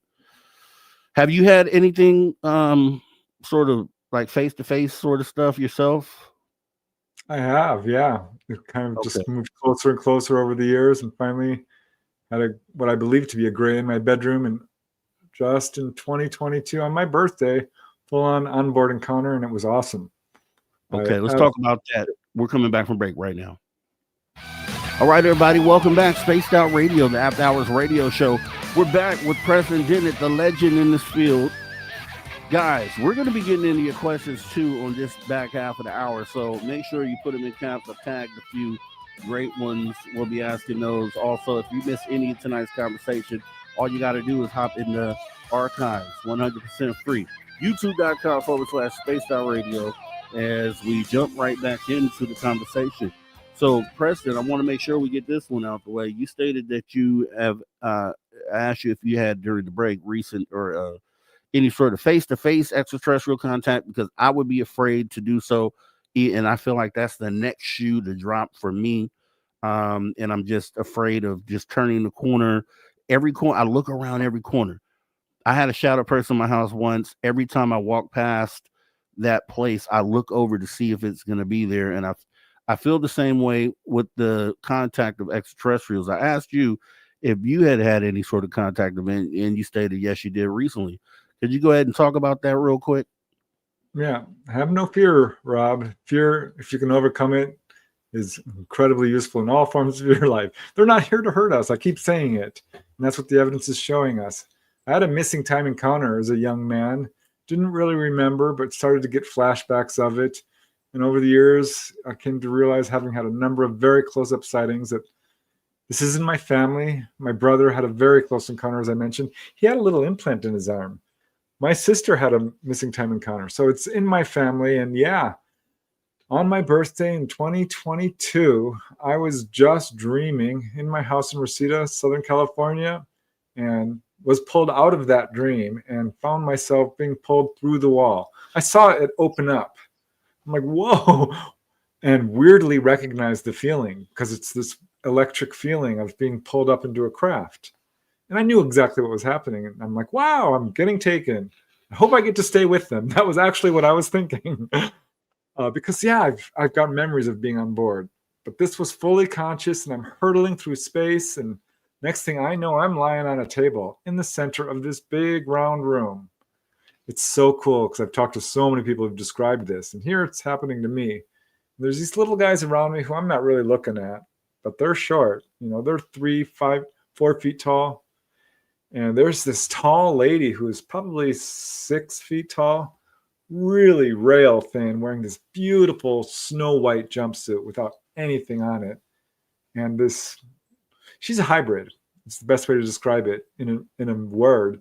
She had big, large, wraparound eyes, but looked essentially human. Tiny little nose, very thin mouth, smiling at me and bending over and saying, "Are you all right? Are you okay?" And I was fine. I was ready to get up. And they're like, no, we need to check out, that you're okay. I said, listen, I'm fine. I'm absolutely fine. And they're like, no, we just need to check. So that went back and forth a few times until finally I said, okay, get up. And I leapt off that table and I looked around, and yeah, I was in this big round room with windows all around it. There was 2 rows of people who were out of it, in a trance, standing in the center. I tried to talk to them. They wouldn't talk to me. I walked up to this very tall gray. Now, I didn't know this at the time, but this was Dolly Safran's craft, one she pilots. That's her main contact. She calls Mama, this tall gray. Beautiful. She was absolutely the epitome of grace and elegance and intelligence and nurturing and love and wisdom. I mean, she blew me away wearing this white smock. And I walk right up to her, and she tilts her head, gives me a tiny little smile, and says, "So, telepathically, is this what you thought it would be like?" And I said, "No, it's not. It's much better." because it was. I felt so good there. I don't know how to describe this, but you're in a place of incredible comfort and wisdom, and it was just awesome. And I asked if I could explore, and she said, "Go ahead." So I'm walking back and forth. I saw grays off in the corner, kind of on the far side of the room, rather. And that did make my heart leap up a little bit because they look different. Like, wow, I didn't get too close to them, but yeah, that kind of like, whoa. And I saw a lady who was fully conscious and having a good time. So I walked up to her because I want to get her name, right? I want to get her address. I want to talk to her. And as soon as I approach her and I'm about to ask her something, this craft drops down to the ground. Because I look over at the edge and I can see the earth. It is curved. It is round. For all you flat earthers, the earth is round. I saw it. And we dropped down in 1 second, literally even a half second, to, I don't know, it must have been 500 miles to the surface of the planet. And the craft rocked a little bit and it shot back up. I'm kind of shortening events here a little bit, but then I walked back over to Mama, the tall gray, and she hands me this glass-looking tumbler, thick tumbler of green liquid, and tells me to drink it. I trusted her. I sniffed it, took a sip. It was thick, green, slightly sweet. And she took it back, and I'm like, hey, you said I could have this. This is mine. And she looked at me like I was crazy. Like, you really want another sip? I'm like, yeah. Turns out this is sort of medicine to protect you from the gamma radiation that is going on when you're up there, on the edges of our magnetic field. And that's all I really remembered. I woke up back in bed, but I was thrilled. It was like so cool. I would have absolutely stayed if they'd let me. It was running through my mind the whole time. But no, I had to come back and do my mission. Let me ask you this. And this is, I'm doing a show on this on my personal channel here coming up soon. And about this, what I'm about to ask you. So we talked about earlier about age of disclosure, and the reason why I wanted to actually talk about it is because they brought up this graph of the legacy program, and it just showed that they believe the CIA is the one that's kind of in control of all this, and that the Department of Energy is involved. Also, the U.S. Air Force, who we don't ever hear from, and it would make sense that they're guilty as well on some level, and that government contractors as well. And so when I think about that graph, I think about Department of Energy and government contractors probably working together on this derivative of alien tech and trying to recreate it, the propulsion systems at least, and then also the United States Air Force. Okay, here's where I'm at. So government contractors, I think, are the ones that are having the craft, whether they retrieve it or the United States Air Force retrieves it, brings it to the government contractor. They work on reverse engineering efforts. Then I think I have to ask the question, where are the bodies? Where are the bodies? If you had to guess, or from anything you've heard or researched, where do you think the bodies are? The bodies they retrieve, whether they're alive or whether they're passed away, where do you think those bodies go? Who's holding them, do you think?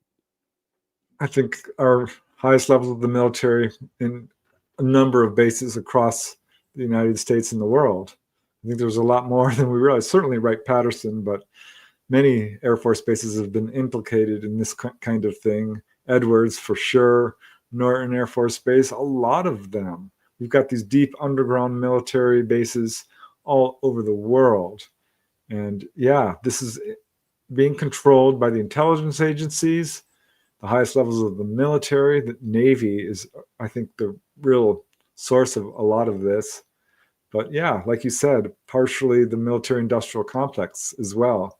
There's a cabal. There really is, this group of people who are controlling all of this. And it's unfortunate because this is information that we all deserve to know about. And I don't think we'll ever get complete truth and transparency from this subject from, the folks who are behind the cover-up. And here's where I'm at with it. I agree with what you just stated, and I was thinking the same exact thing. I'm thinking the Air Force is likely the culprit as far as them holding the bodies. Wright-Patterson Air Force Base, Edwards Air Force Base. All the activity appears to happen with the Air Force. So I feel, and it's just common sense for me says that the government contractors, we're not going to give the bodies to them, but they will hand over the craft to try to get them to work, because that's what they do. They build things there, so they wouldn't have it. Department of Energy wouldn't have it, so it would leave the Air Force, and then you go into those underground facilities, and potentially that's where these bodies are being held. So I agree with you on that point. And the question is that, when we talk about these extraterrestrials visiting a lot of Air Force bases, I guess in general, are they coming, or at times are they coming there? Because I know they go there for the nuclear material as well, but are they looking for their bodies? Are they looking to retrieve their comrades and their fallen comrades to do maybe something that we would do when we're trying to go in a war zone and retrieve bodies of our soldiers? Like, would they have the same mindset? That's just kind of what I'm thinking about. I don't know if it's the case, because I don't know an extraterrestrial to ask, but I would think it would make sense, if they value and love, one another the same way the human beings do.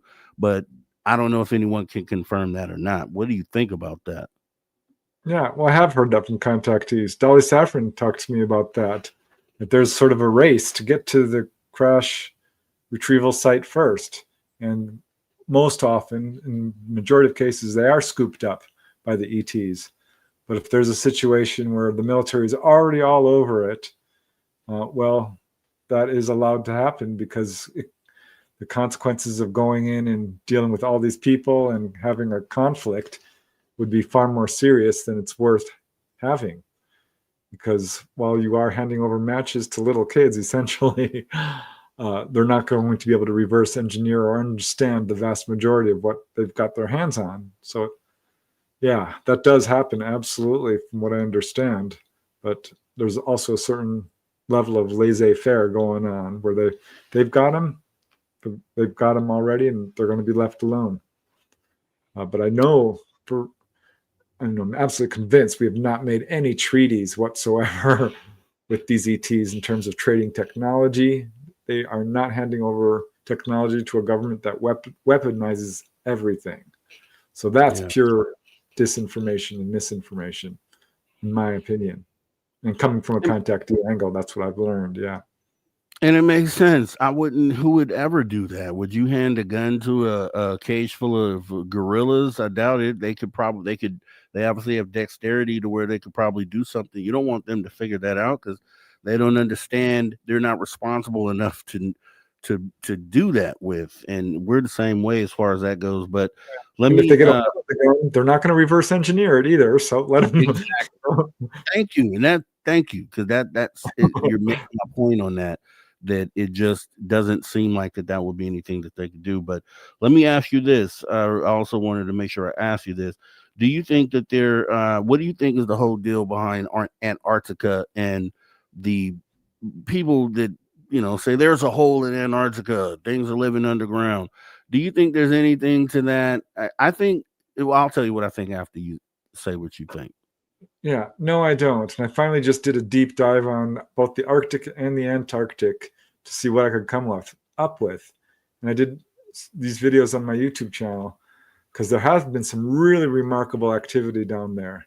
But what I think some of this comes from is the fact that our planet has flipped on its poles. And what we call the Arctic wasn't always, the North Pole or what have you, or the Antarctic.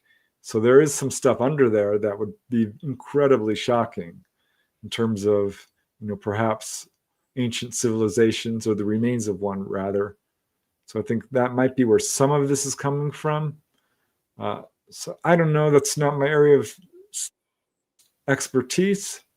But that's kind of what I found when I did my own research on that there's stuff going on there that's very much covered up. Because our military is up there doing all kinds of stuff. I think they've probably got a supercomputer down there in the Antarctic that is, bad news for all humanity. There's, rumors of that going around. Definitely there's stuff up there that our government is hiding from us. So I don't know.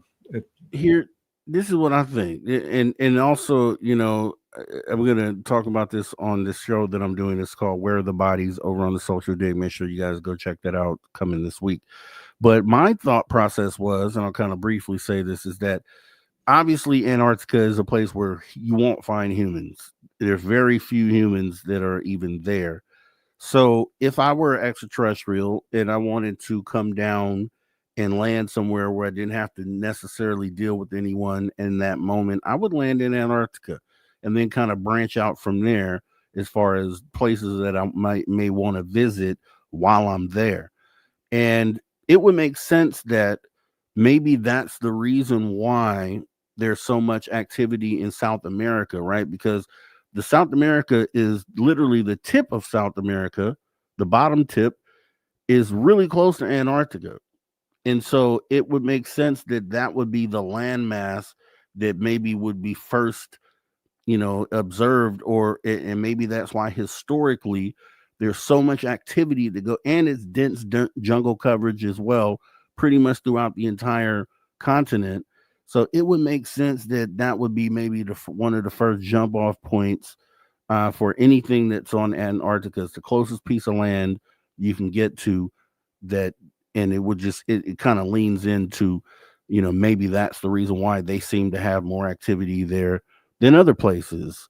Had you ever even considered that or thought of that? Because when I was watching a video, it showed me how far it was. It's really, you could throw a rock from Antarctica to the southern tip of South America. Yeah, I think there's probably is some truth to that. I have thought of that. It's an incredibly inhospitable climate there. Humans cannot survive there for any length of time. And Wendell Stevens talked about his research there, where he talked to pilots who said that there was stuff coming down there, landing on the ice caps, taking off. It was a big deal. It was what really got him involved in UFO research. So I think there's probably some truth to that. But yeah, hard to say for sure. I don't like to speculate in this field. It's so easy to go off on this wild tangent. And so I really stick to trying just to do objective reporting and getting the information from contactees so we can figure out what's going on here. But yeah, that's a very interesting area to do research on this subject. Yeah, I think we've all been given common sense for a reason. I think common sense is a superpower that we have. I think more than academics, common sense and logic is probably the tools that we're supposed to use to answer some of the questions that we have, right? And I think that's, I think that it's been proven, because there's a lot of times that you literally use your common sense to figure something out. I think that's the reason why we have it. So with that being said, I did want to also get a couple of these audience questions in here because we have about 6-7 minutes. Let's see. Victor wants to know, do you think the movie Fire in the Sky is real? Yeah, it was a wonderful documentary. Absolutely true in almost all of its details, except for the most important part. The onboard segment was entirely fictionalized. Such a shame, because that did not happen at all. That's not what happened. So there's talk about that movie being remade, because that's the most crucial part of the movie, and they screwed it up so bad. It set UFO research back decades, honestly, because people are like, oh my gosh, is this what happens? No, it's not at all what he described. But all in all, still a really good movie and mostly true in its details, except for that one segment. Yeah, and I heard him say, I think he wants to have it redone, right? I think, no, that was actually Whitley Strieber that said that, I think. But I know they're supposed to redo Fire in the Sky, so I hope so. maybe they'll take that different approach. Yeah. Roger Murray's asking, what was your opinion on 3i Atlas? Comet, not an ET craft. They don't travel that way. It takes them seconds to get here. They travel interdimensionally. It's perhaps unusual. Our optics are much better these days in terms of the telescopes, the James Webb telescope. So we're seeing stuff that is surprising, certainly. but there's not one reason that I find at all compelling or convincing to believe that this is an ET craft in any way. My All opinion. right. Mr. Melted, what is the scariest alien abduction story that you came across so far, the one that scares you the most? I honestly have talked to a lot of people, and none of them have been like nefarious, really. Some have been absolutely scary. I think one that really impressed me, well, Dolly Saffron's story is so extensive, but I wouldn't call it scary. But this one guy I talked to, Navy medic, was afraid to turn around because these ETs were communicating to him telepathically, and he asked them, "What do you look like?" They said, "Well, our appearance sometimes frightens people." And he asked them what they look like again, and said, "Well, we're not little and we're not green," because he had been joking about that. And finally, he just turned around and got a real shock, and he said it was very scary for him because he's 6'3". These beings were mantid beings, and they were 15 feet tall. He said one of their eyeballs was bigger than his head. So that was really intense for him because it took 3 steps, walked right over to him, and he said it looked down on him. So he knows exactly how tall this thing was. And he says he felt like a little bug next to it, ironically. Let me ask you this. It scared him so bad. Super Crazy Movie Geek wants to know, do you think there will be some kind of UFO disclosure event or announcement in 2026 or 2027? I do. And I think it'll be a dog and pony show. It's going to be little drip drips to lead you down the wrong path towards being frightened of ETs and ultimately probably a false flag operation. So yeah, they're tightly controlling this, and everything that they put out is all about fear and disinformation. Don't believe it for a second. They've never told the truth. They're still not willing to admit to Roswell or the Malmstrom incident or what happened at Edwards Air Force Base or the Capitol flyover in 52 that we all know happened. It's undeniable. They're not talking about it. If and when they can talk about that, I'll begin to listen. But otherwise, I don't care what they have to say because we're not getting the truth from them. So yeah, they're going to give us more lies. That's facts. That's facts. You heard it from Preston. We got Bob Thorson saying, Preston, do you believe Chris Bledsoe's story about the lady is true? And how do you interpret this entity? He's an absolute true contactee. I've met him. He's very sincere, very kind, very honest. He was healed by the ETs, by the way, of Crohn's disease. Every contactee has their own interpretation of their experience, and it's not my job to, do that for them. The person who knows best about their experience is the one who had it, and they're free to interpret it in the way they want. I know he's got some deep religious convictions, so that I think may paint his perception of what's going on. Whether it's true or not, I don't know. But yeah, I do think that he had an encounter, no doubt in my mind. Let me squeeze. There's one more question I want to squeeze in. We have like 45 seconds. And also want to tell people where they can find you. But W.M. Arthur wants to know, what do you think of Phil Schneider and the underground bases?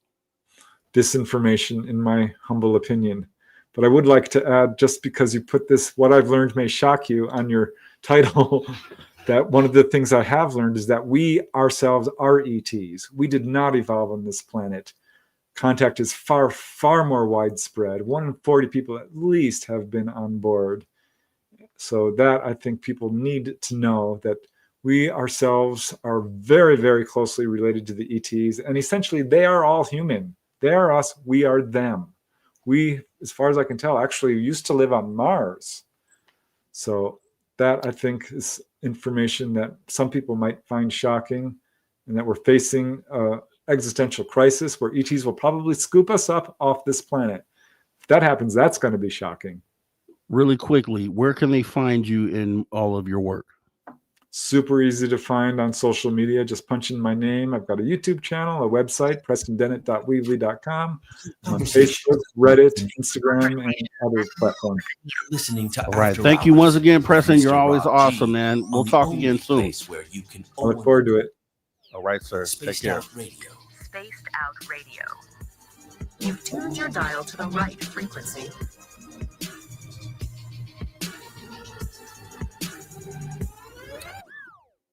That was Preston Dennett, guys. Awesome stuff. We're going to go ahead and come back in hour 3, jam-packed. Steve Stock tells and told Miss Person Misery. Drew Banky back with the After Hours wrap-up. See you guys right after the break.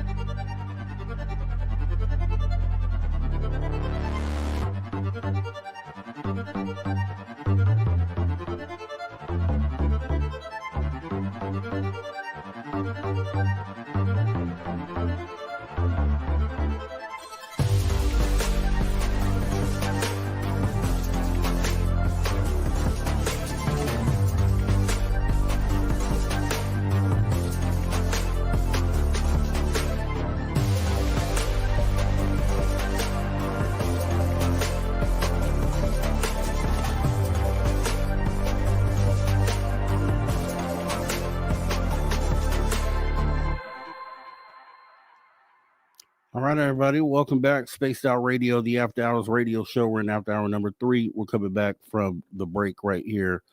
Just a moment. Make sure you hit the like button, guys. Let's get ready to go. All right, everybody. Welcome back. Spaced Out Radio, the After Hours radio show with me, your host, Mr. Rob G. We are back. Hour number 3. It's been awesome, guys. We have Preston Dennett, the man, the myth, the legend, UFO researcher, author, great guy to know, historic in this field. Once again, if you missed any part of that conversation, make sure you hop in the archives, totally free, youtube.com/spacedoutradio. And we're going to get ready to hop into some Steve Stockton Tells Untold Missing Person Mysteries right here on Spaced Out Radio, guys. Let's go ahead and jump into it right about now. Welcome to Tales Untold and Missing Persons Mysteries on Spaced Out Radio's After Hours. My name is Steve Stockton, and I'm here to take you on a journey of mysteries, legends, and true stories. Come, join me on this strange adventure of Tales Untold and Missing Person Mysteries. Mysteries of New England. Known for its quaint small towns, colonial roots, crisp autumn colors, almost 15 million New Englanders call this region home. Though full of natural wonder and extraordinary beauty, New England is no stranger to the unexplained and has some incredibly dark secrets in its illustrious past. New Englanders are fascinated by unsolved cases that engage them emotionally and play on their fears. From the unsolved Lizzie Borden axe murders to the disappearance and murder of teenage lifeguard Molly Bish. In this video, we'll examine 10 of New England's most prolific and unexplained mysteries, murders, and disappearances. Join me. Let's walk and see. The murders of Andrew and Abby Borden, a.k.a. the Lizzie Borden axe murders. On a hot summer morning in August of 1892, one of the most infamous mysteries and murder cases in American history occurred in Fall River, Massachusetts, when 70-year-old Andrew Borden and his wife, Abby, were murdered by an axe in their home. Andrew's then 32-year-old daughter, Lizzie, reportedly found her father's body after returning home from morning errands. The family's maid, Bridget Sullivan, discovered Abby's body in the second-floor guest room. Though generally viewed as a reputable community member, Lizzie was deemed a suspect in the double homicide, and her trial began on June 5, 1893. Prosecutors alleged she tried to purchase poison the day before the murders and burned one of her dresses several days later. Fingerprint testing was common in Europe at the time, but the Fall River police were skeptical of its accuracy and never tested for prints on a hatchet found in the Borden's basement. The fact that no blood was found on Lizzie helped convince the all-male jury that she was incapable of the gruesome crime, and she was acquitted on June 20th, 1893. Some have speculated that the killer was Andrew Borden's illegitimate son, William Borden, who snapped after Andrew failed to submit to his extortion demands regarding finances. However, no other suspects were ever charged with the murders, and Lizzie succumbed to pneumonia in Fall River on June 1st, 1927. The Borden family home has since been transformed into the Lizzie Borden Bed and Breakfast Museum, which continues to attract visitors to this day. Located at 230 2nd Street, visitors at the bed and breakfast report doors opening and closing on their own, along with a mysterious floral scent that some attribute to the Borden's restless spirits. Next, we have the kidnapping and murder of Holly Parainen. On August 5, 1993, 10-year-old Holly Parainen returned to her grandparents' rural summer cottage on South Pond in Sturbridge, Massachusetts, where she was vacationing with her family. Holly spent the morning swimming with her father and 2 brothers. After returning to the cottage, Holly and her 5-year-old brother, Zach, walked a few hundred yards to a fence at the back of a neighbor's yard to visit a litter of collie puppies. Zach returned without Holly a short time later. The family looked for Holly, but only one of her sneakers was found near the roadway. A massive search was launched, but sadly, 73 days later, on October 23, 1993, Holly's remains were found in a wooded area near Five Bridge Road in Brimfield, Massachusetts. Now, while there's no shortage of persons of interest, Holly's killer has never been found. In 2023, the district attorney's office announced a slight breakthrough after a tank top was located at the crime scene, and the public was asked to help identify where the shirt came from or who it belonged to. Anyone with any information on the disappearance and murder of Holly is asked to call the Massachusetts State Police Detective Unit at 413-505-5993 or text a tip to crimes, that's 274-637, and type Solve Holly Paranen and your tip in the message. Now we have the kidnapping and murder of Molly Bish. On June 27, 2000, 16-year-old Molly Bish of Warren, Massachusetts, vanished just a day after she started working as a lifeguard at a pond in her hometown. The search to find her became the most extensive search for a missing person in Massachusetts history. Molly's story would later become the focus of a 2002 feature by Mel Allen, an editor for Yankee magazine. At the time of the article, Molly's parents still had hope that their daughter was alive. Sadly, Molly's remains were recovered just 5 miles from her home the following year. The party or parties responsible have never been found, making Molly's case one of New England's most frustrating unsolved mysteries. Massachusetts State Police encourage anyone with information on Molly's case to call their anonymous tip line at 508-453-7575. Next, the Smutty Nose Murders. On March 6, 1873, Karen Christensen and her sister-in-law Anathay were brutally murdered by an axe after midnight on the island of Smutty Nose, located off the Portsmouth, New Hampshire coast. Karen's sister, Maren Hontvedt, survived the attack and testified in the trial against the accused killer, Louis Wagner. Wagner, a drifter, was once a boarder at their Smutty Nose house. Maren's accounts of the attack horrified and fascinated the nation. Wagner was convicted and hanged at the Maine State Prison in Thomaston on June 25, 1875. Whether Wagner was actually responsible for the murders has been up for debate since his arrest and subsequent hanging. In March of 1980, Yankee magazine published a story about the gruesome crime, which sparked a letter from L. Morrill Burke, an associate professor at the University of Southern Maine. Burke concluded, quote, "The blood on Wagner's clothes was likely fish blood," end quote. The real culprit, in his analysis, was Maren Hontvedt. Professor Burke claimed that the wounds on the two victims were erratically placed, superficial, and inflicted by a, quote, "feminine arm rather than a man who could row the 12 miles to Smutty Nose in a dory," end quote. Burke went on to say not only did Maren survive the attack, but she was completely uninjured. Others speculate Maren's husband, John, is the killer. The Smutty Nose murders remain one of New England's most puzzling mysteries. The Berkshire UFO incident, also known as the Great Barrington UFO sighting, is one of American history's most famous UFO sightings. It occurred on the night of September 1st, 1969, in the small town of Sheffield, Massachusetts, located in the Berkshire Mountains. The incident began when a 36-year-old farmer named Tom Reed drove home from a family gathering with his mother, brother, and 2 friends. As they drove along a deserted road, they saw a bright light in the sky that seemed to follow them.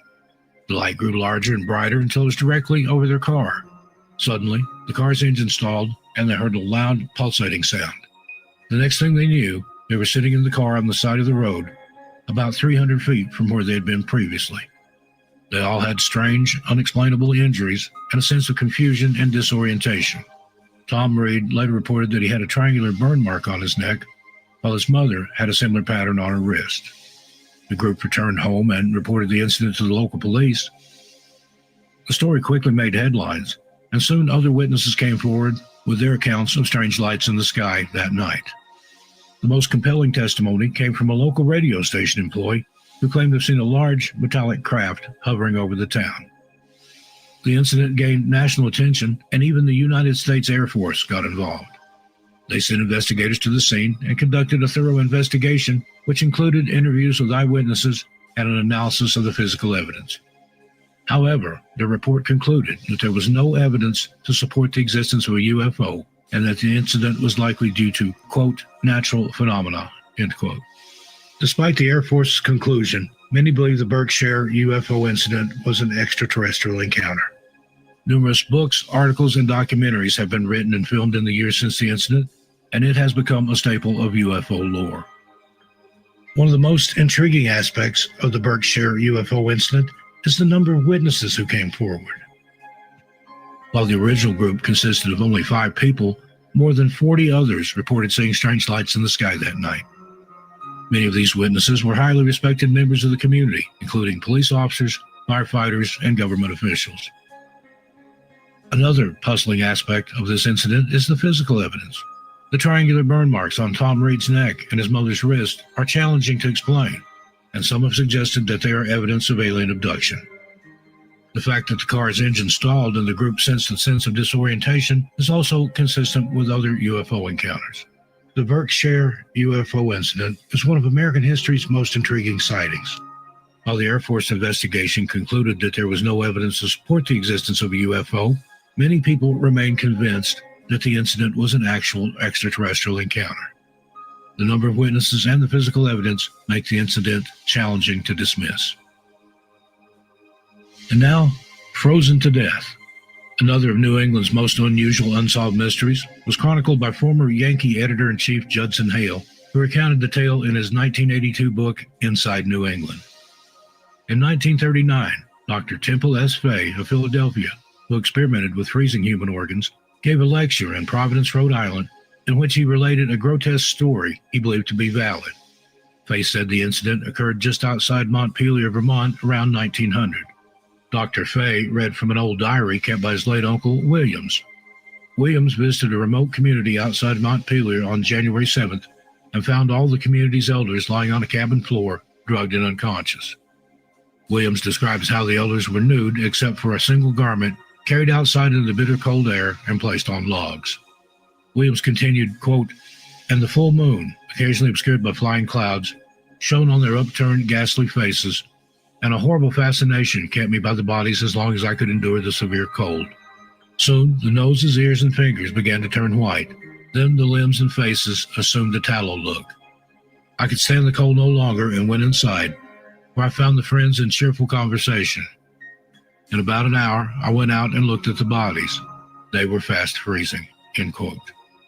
Fay continues, quote, "The next day, the bodies were covered with straw, placed in layers in a huge wooden enclosure to protect them from animals, and left there," end quote. The following May, all the frozen elders were brought inside and placed in tubs of warm water with hemlock until they revived, after which they went about their business refreshed by their long sleep of 4 months. What actually occurred in Montpelier that winter remains a mystery. That brings us to the Isabella Stewart Gardner Museum heist. On March 18, 1990, 2 men posing as police officers responding to a disturbance call entered the Isabella Stewart Gardner Museum in Boston, Massachusetts. Ultimately, this was only a scheme to swipe valuable works of art. The suspects tied up the guards and stole 13 pieces of art valued at more than $500 million, including works by Vermeer, Rembrandt, Degas, and Manet. It is the most significant theft of private property in terms of sheer value in history. It is speculated that the robbery was the work of a criminal organization, but no arrests have ever been made. The Gardner Museum continues to offer a monetary reward for information leading to the recovery of the art, and the spaces in the museum where the paintings once hung remain empty. Next, the strange disappearance of Brittany T. On January 10, 2023, 35-year-old Brittany T. vanished after leaving the Brookfield, Massachusetts home she shared with her boyfriend. Brittany's vehicle reportedly was not working, and she left on foot on one of the coldest nights of the year. Brittany's loved ones say it's unlike her to disappear without making contact. She was reported missing by her family a few days later, prompting an immediate search of the area. The case had a heavy social media presence from the beginning, and a Facebook group keeps the public notified of any updates. Local woods, backyards, parked cars, and parks, such as Lewis Field, near where Brittany was last seen, were searched. Among those interviewed were Brittany's boyfriend, who was described as cooperative. Authorities said there is no evidence a crime was committed, and no suspects have been named. Brittany T. is 5 foot 6 inches tall with brown hair and blue eyes, and was last seen wearing a black winter coat, hoodie, jeans, and work boots. As previously mentioned, temperatures were near record lows when Brittany went missing. Anyone with any information on Brittany's disappearance or whereabouts is asked to call the dedicated tip line at 508-453-7589. Next, the Betty and Barney Hill incident. Now, there have been numerous UFO sightings since the first reported one in 1947. One of the most notable is that of Betty and Barney Hill, an American couple who became famous in the 1960s for claiming to be abducted by extraterrestrial beings. The Hills were driving back to their Portsmouth, New Hampshire home on September 19, 1961, after vacationing in Canada. While driving through the White Mountains, they noticed a bright light in the sky that seemed to follow them. At first, they thought it was a shooting star, but it soon became apparent that it was something else entirely. As they continued to drive, the light grew closer and brighter, and eventually they could see that it was a large, disc-shaped object that appeared to be hovering above the treetops and was utterly silent. Barney stopped the car, and they got out to look closer. According to their later accounts, the Hills saw several humanoid creatures looking out at them from the craft's windows. These beings were described as about 5 feet tall, with gray skin and large wraparound eyes. They were wearing black uniforms and seemed to be communicating with each other in a language that the Hills could not understand. Terrified, the Hills fled to their car and left as fast as possible. They began to experience strange sensations, including a tingling sensation in their bodies and a buzzing sound in their ears. They claimed the car was vibrating and the steering wheel was becoming difficult to control. The Hills realized that they could not account for 2 hours when they returned home. They also noticed physical evidence that something unusual had happened to them. Betty's dress was torn, the lining was ripped out, and Barney's shoes were scraped and scuffed in a way that suggested he had been dragged. Over the next few days, the Hills began to experience strange dreams and nightmares. Betty dreamed of being taken aboard the craft and subjected to a medical examination, while Barney dreamed of being interrogated by these beings. These dreams and nightmares continued for several weeks, and the Hills became increasingly convinced that aliens had abducted them. Eventually, they sought the help of a local psychiatrist named Dr. Benjamin Simon. Under hypnosis, Betty and Barney recounted their experiences in great detail, including their encounters with the beings and the medical procedures performed on them. According to Betty, the beings had shown her a map depicting a series of interconnected lines and dots representing various stars and star systems. She would later draw the star map for Dr. Simon. The Hills' story became the subject of much debate and controversy in the following years. Skeptics argued that the Hills' experiences could be explained by sleep paralysis or other psychological phenomena, while believers saw their story as proof of alien visitation. Despite the controversy, the Hills story has remained one of history's most well-known and influential cases of UFO abduction. It has inspired countless books, movies, and TV shows, and continues to fascinate and intrigue people worldwide. And finally, we have the disappearance of Kathy Moulton. On September 24th, 1971, 16-year-old Kathy Marie Moulton disappeared after school in the downtown area of Portland, Maine, after being dropped off by her father to go shopping. Kathy was supposed to take her bus home for dinner and then attend a dance at the YWCA with friends later that night, but she never returned. Her father, Roy, drove around the city looking for her, while her mother, Claire, called neighbors and friends to see if anyone had seen Kathy. The search for Kathy was marked by frustration. Investigators seemingly failed to investigate why she'd gone missing, and witnesses were unwilling to explain what happened. Retired Portland detective Kevin Cady, who worked on the case in the 1990s, said, quote, "This wasn't in the press. This wasn't a big talked about thing like it might be today with social media. It certainly would have gotten a lot more fanfare now," end quote. The attitudes of the era were that she was probably just rebelling or protesting or ran off with her boyfriend if he got drafted. It was not taken with the seriousness that it was to our family, said Kim Higgins, Kathy's younger sister. In the years since Kathy's disappearance, detectives painstakingly pieced together her movements on that fateful day. They theorized she was taken from Portland against her will by an older boyfriend and his acquaintance. She was prevented from leaving while working on a potato farm in Aroostook County, then died on a Maliseet Tobique First Nations reservation in New Brunswick. The Moultons never stopped talking about Kathy and pushing the police to do more. Roy Moulton died at age 92 in 2017 without ever knowing what happened to his daughter. Kathy's body has never been recovered, and no official suspects have been named in the case. This remains one of the oldest active missing person cases in Maine and the United States. Kathy was last seen wearing a navy short-sleeved wool dress, a navy double-breasted box coat with brass buttons, and carried only her brown leather bag. She had had 2 eye teeth removed prior to getting braces.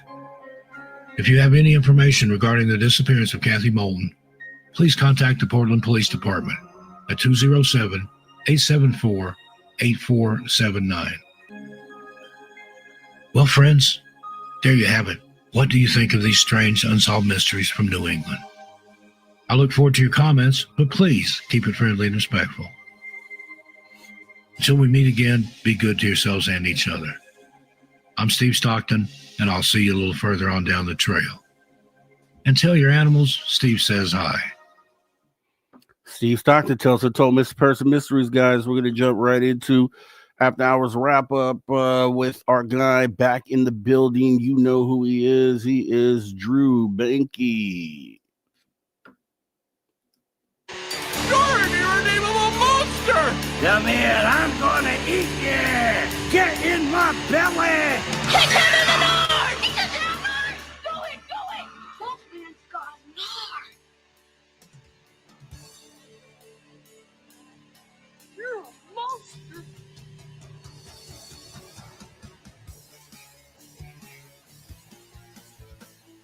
Yes, the After Hours wrap up back in the building. That guy right there, Drewski Banky. Glad you're feeling better, man. I heard you was under the weather last week, man. Yeah, man, it hit me like a ton of bricks last Saturday. So I was getting prepared for the show last weekend, and man, just I don't know. I got really high temperature, and man, by the time it was time to go live, there was no way that I was going to be able to, to set in front of this camera at all. I had such a bad fever.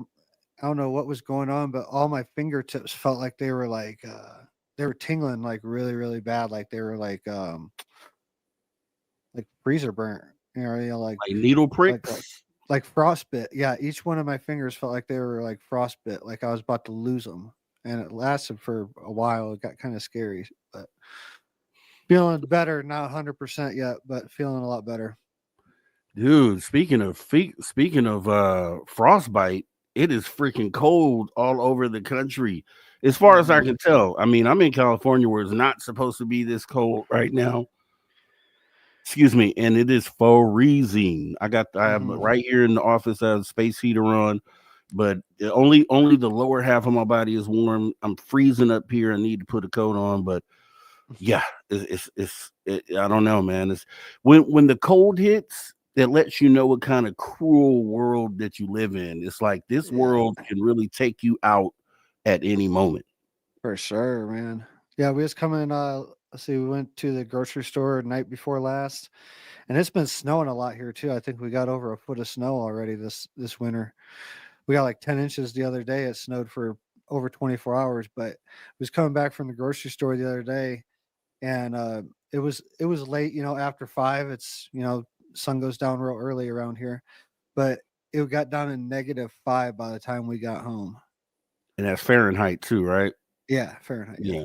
That we do Fahrenheit in the United States. That's freezing, dude. I said, and I didn't know. I assumed you were dealing with the super cold weather. And I was like, dude, I was sitting there thinking like, dang, if it's cold here where I'm at, I can just imagine in the mountains of Colorado, this dude has to be. So I totally, would expect you to be sick at some point. And I think I was feeling sick earlier today before the show. I just wasn't feeling it. But I was like, nah, we got to get out here and do this thing, man. Especially with Preston. Preston's always a good show. So, yeah. Preston Dennett is like I think people take him for granted, truthfully. I think he's, I've looked at the research that he's done, and it's, man, he has so much material. You go over to his channel, which I recommend you guys do. Preston Dennett has endless material, all from his research, which I think is awesome. Yeah, he's on point. He's done a lot of work. I've probably been involved in probably half dozen interviews with him over the years, and he's always just delivers. Always delivers, and we'll be delivering some more right after this break on Spaced Out Radio. the After Hours Radio Show with me, your host, and this guy right here, my guy Drew Banky, stepping in with the After Hours wrap up. Awesome stuff as always. We'll see you guys right after the break.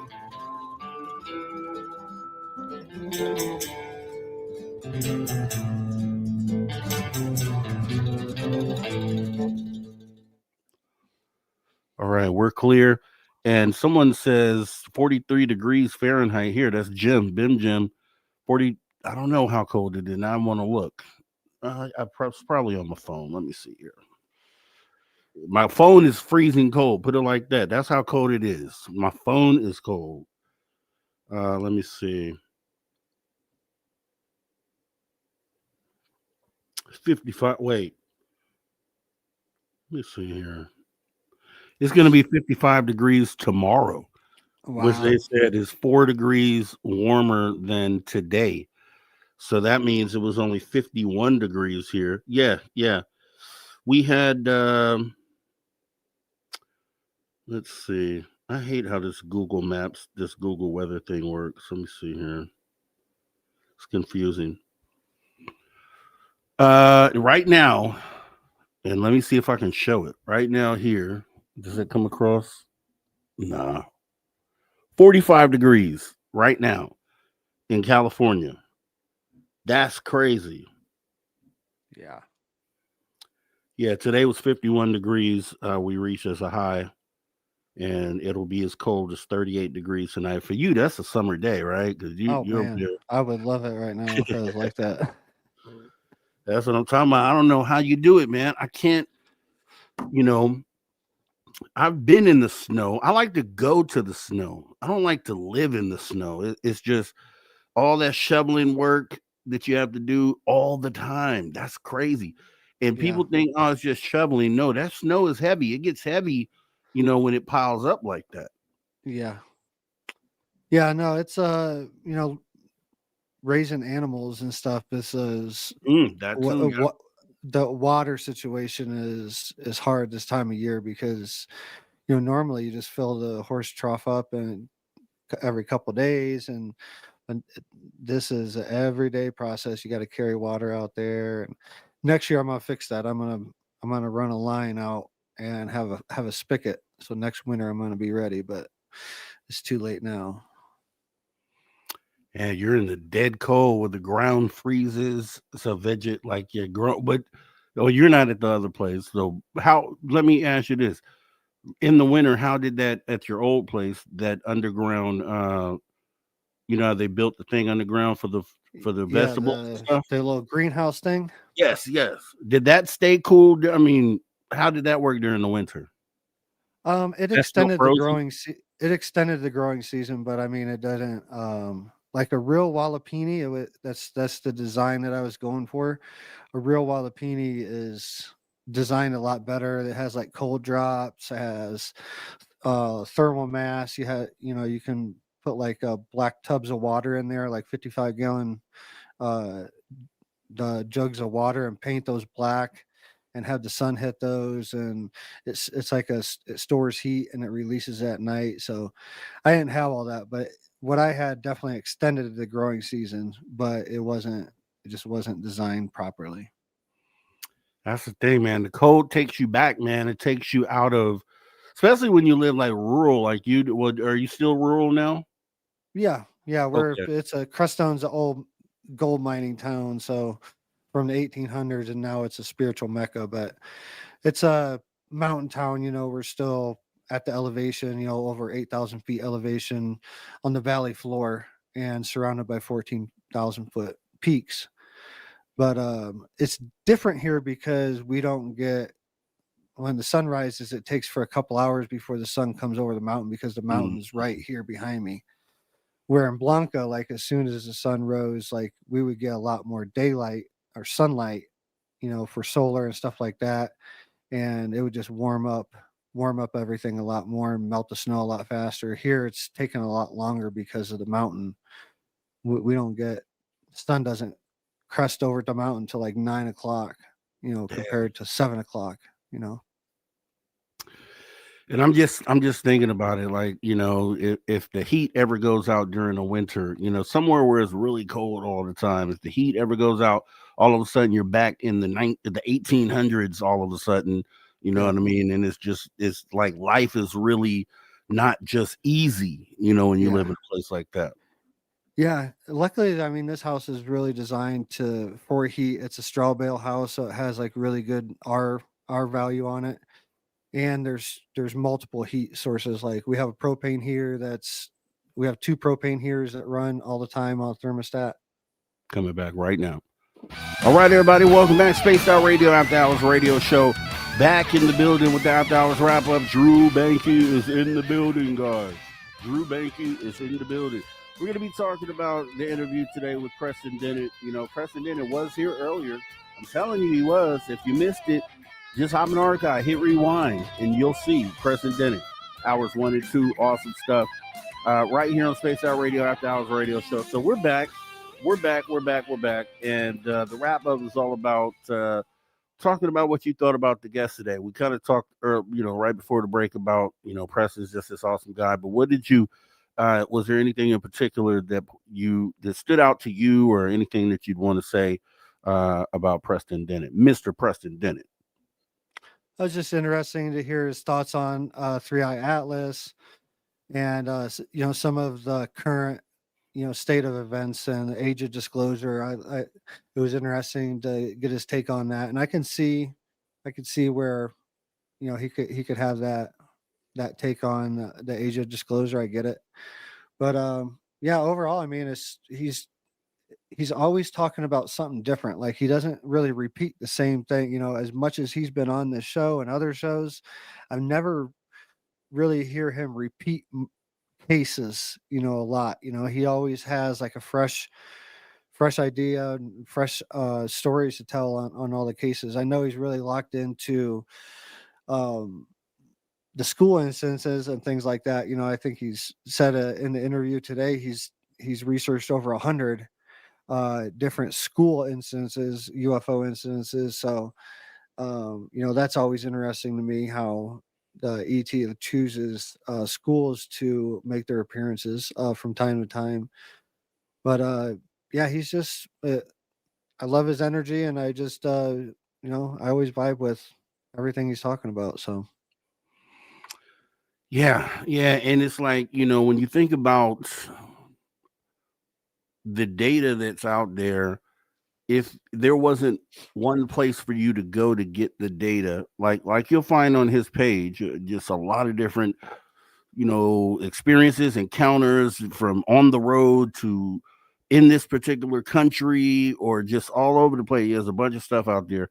It's like, where else would you? I mean, you could talk to people, and you could probably hop online and maybe go to some Reddits or just different places to kind of get your information.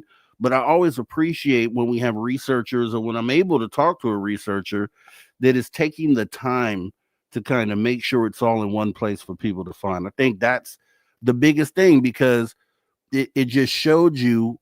But I'll tell you, I did like the age of disclosure. We did a show on it, and I felt like that's what they did with that. They took all these nuanced pieces of UFO, the community, and kind of brought it into one place. Just one-stop shop to kind of get your basic bare minimum entry level information. And I think it's always, anyone who does that is in this to help, you know what I mean, to help move this thing forward. And I always appreciate anybody that's willing to take their time to do that. How do you feel about that? For sure. He's put in 40 years of research, that's no small feat. And, I do agree his point, bringing up the age of disclosure, why it kind of rubbed him wrong, is they did echo the threat narrative a lot in there. And, I think that was done mainly to, like a lot of times, like for the congressional meetings and things like that, they have to say something like that to keep it in the discussion, because if it's not a threat, like it falls under different categories. So I think a lot of them that mentioned it in the documentary really truly don't believe deep down that there's a threat narrative, because let's be honest, like if they wanted to do something, they would have already done it. Like if they are advanced as we say they are, the ETs, then the argument's always been they would already done something, and I think that's a very valid argument. But for them to put it out in the documentary and to say it over and over again, like in the documentary, they did say it a few times, and I do agree, like that is false information from my viewpoint that I very, very strongly feel. I echo Preston's feelings on that. I've said it, it's not a secret of my stance on what ET is. I think it's us, just like Preston was saying. So the threat narrative, when I do hear it, it does raise my eyebrow, but I think it's done for a specific reason to keep this conversation going inside the Congress and Senate and things like that. Here's what you gotta ask yourself, and I love Preston, man, and I think these conversations, not everyone is supposed to agree on everything, right? Because no one is technically right, and we have the conversation so where potentially we could come and listen to different perspectives, and maybe one of these will end up being the one. Maybe they are all nice. Maybe we'll find it out once the contact comes. Maybe we'll find out that no, they weren't all nice, and some of them are actually pretty evil. And so it's cool to have the conversation. But here's one thing. Obviously we know the government is behind all the misinformation, disinformation on this. Yes, Age of Disclosure had a lot of government representatives in there. Do you immediately call that a psyop, though? I don't know. And here's the reason why I say this is there in a lot of the encounters that normal people have. When I say normal, just people walking around normal life, civilians. You're not necessarily going to be in a conflict or set up to be in a conflict with any of these things, right? Because you're not in the sky, you're not in a fighter jet, you're not approaching them in that way, you're not testing them, so you may not get to see that part of it unless the government allows you in to see what happens when F-22 goes to intercept one of these UFOs. Maybe they feel threatened in that moment, and maybe that's when they show their true side. Whereas in a contact moment, just you're in a regular person. They know that you don't have the means to do anything to them. So maybe that's why a lot of people who are experiencers don't really experience the negative side of it. And I'm always thinking through this thing. So I think it would make sense that if someone approached with a F-22 with missiles and all these weapons on it, and you were coming at me at high speed, that could probably be enough to make somebody feel some kind of way, extraterrestrials included, which would make more sense as to why maybe the government has experienced the malevolent side, but then we don't. We only get the best side of it. It can make sense, right? So it could be a world where both things are correct, where when they're dealing with civilians, you don't really get to see that because you don't have any conflict. But if you sock them in the face or something during one of your encounters, maybe they might sock you back, right? And then is that considered, or maybe it's just them reacting to something that you did. And so I think there's a lot of that going on where everybody could potentially be right on this. What do you think about that? Yeah, it could be something we're not even considering. This is outside the realm of really what we're just now trying to come to grasp with the idea that we're not alone. Like this could be a totally different thing that we don't even know. Like, it could neither one of those sides could be true. It could be something totally different. Yeah. So, time will tell. Who knows? All it is now is just each person's perspective and how they view it from their perspective. That's the thing about this field. That's the thing about the phenomena is it's definitely perspective. No one's right, no one's wrong. You know what I mean? For sure. And I just feel like you just always have to be open, even if you have a narrative and you maybe think a certain way about what the phenomena is. Still got to be open to what the next person's saying, because technically neither one of us have the real answer to it, and so it should just be an open conversation where we're bouncing these ideas off the wall. And I think Preston's always good at that, right? And another thing is, I'm glad that, and I bring this up often, is that being open to skepticism and to skeptical opinions is always a plus in this field. And that's why I make sure that we frame it that way, because there are going to be skeptics in the audience that are going to, who don't fully believe in this, are going to want to ask different type of questions or want to hear what this person thinks about us, maybe a skeptical viewpoint in this. And, you know, we look around in this field, and I think you can tell where skepticism isn't accepted, because someone will say something skeptical and then you get a reaction to that one. Really, it should just be, you know, their opinions count too, and it should all definitely be a part of the conversation. For sure. Yeah, but I mean, Preston's opinion comes backed by 40 years of investigation, so it holds a little more weight than most. But yeah, I mean, everybody's ideas are, you know, no one. I don't know if we're ever going to really know. Like, will we ever get the answers that we're looking for to some of these questions? Like, who knows? We might not see it in our lifetime. Hopefully, we do. It seems like the speed that everything is unfolding, that it would unfold in our timeline, in our lifetimes, that we would have a little more clarity by the time that we take our last breath. But you know, it's fun to theorize on. It's a fantasy that a lot of us had growing up. You know, there was a lot of alien movies and things like that growing up that we saw. Star Trek was big back in the day, and Doctor Who, the time traveling show. I remember used to watching that.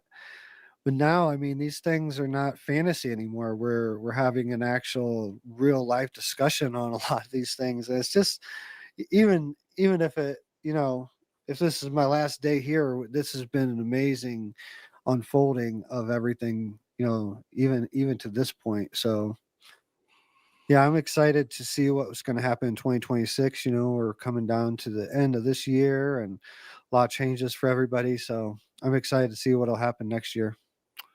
Yeah, and we're having back-to-back bangers, because we had Preston on tonight, and then we have Mary Rodwell on tomorrow, which is going to be awesome. We had Susie Hansen last weekend, you know, which is great. We have the Dr. David Gruder come in talking humanity and just being really giving different perspectives. I mean, we're having banger shows here, and it's definitely going to be another one tomorrow. But Preston is, you know, anytime you can get someone that has as much content as he has, I mean, you can ask him anything, and he's likely, you know, at least researched it and can give you an answer, you know, and based on his opinion, as you said, as someone who is not, no one's an expert, but someone who is really versed and vetted in the information that they provide, like Preston and many others. It was cool to see, you know, some of the people that he mentioned as some of the people he looked up to as far as researchers in this field.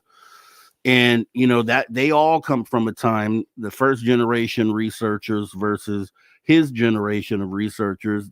They all, you know, his generation learned from the first generation of UFO researchers. And I think it was a lot more pure back then as far as the way to approach an investigation, and then the intent, versus now where anybody and their mother call themselves a researcher. But like, what are you researching? Like, because you're not putting, I don't see any date. Where's your data at? Where are you compiling data today? Like, how can't just be a researcher if you're not compiling data? That's crazy.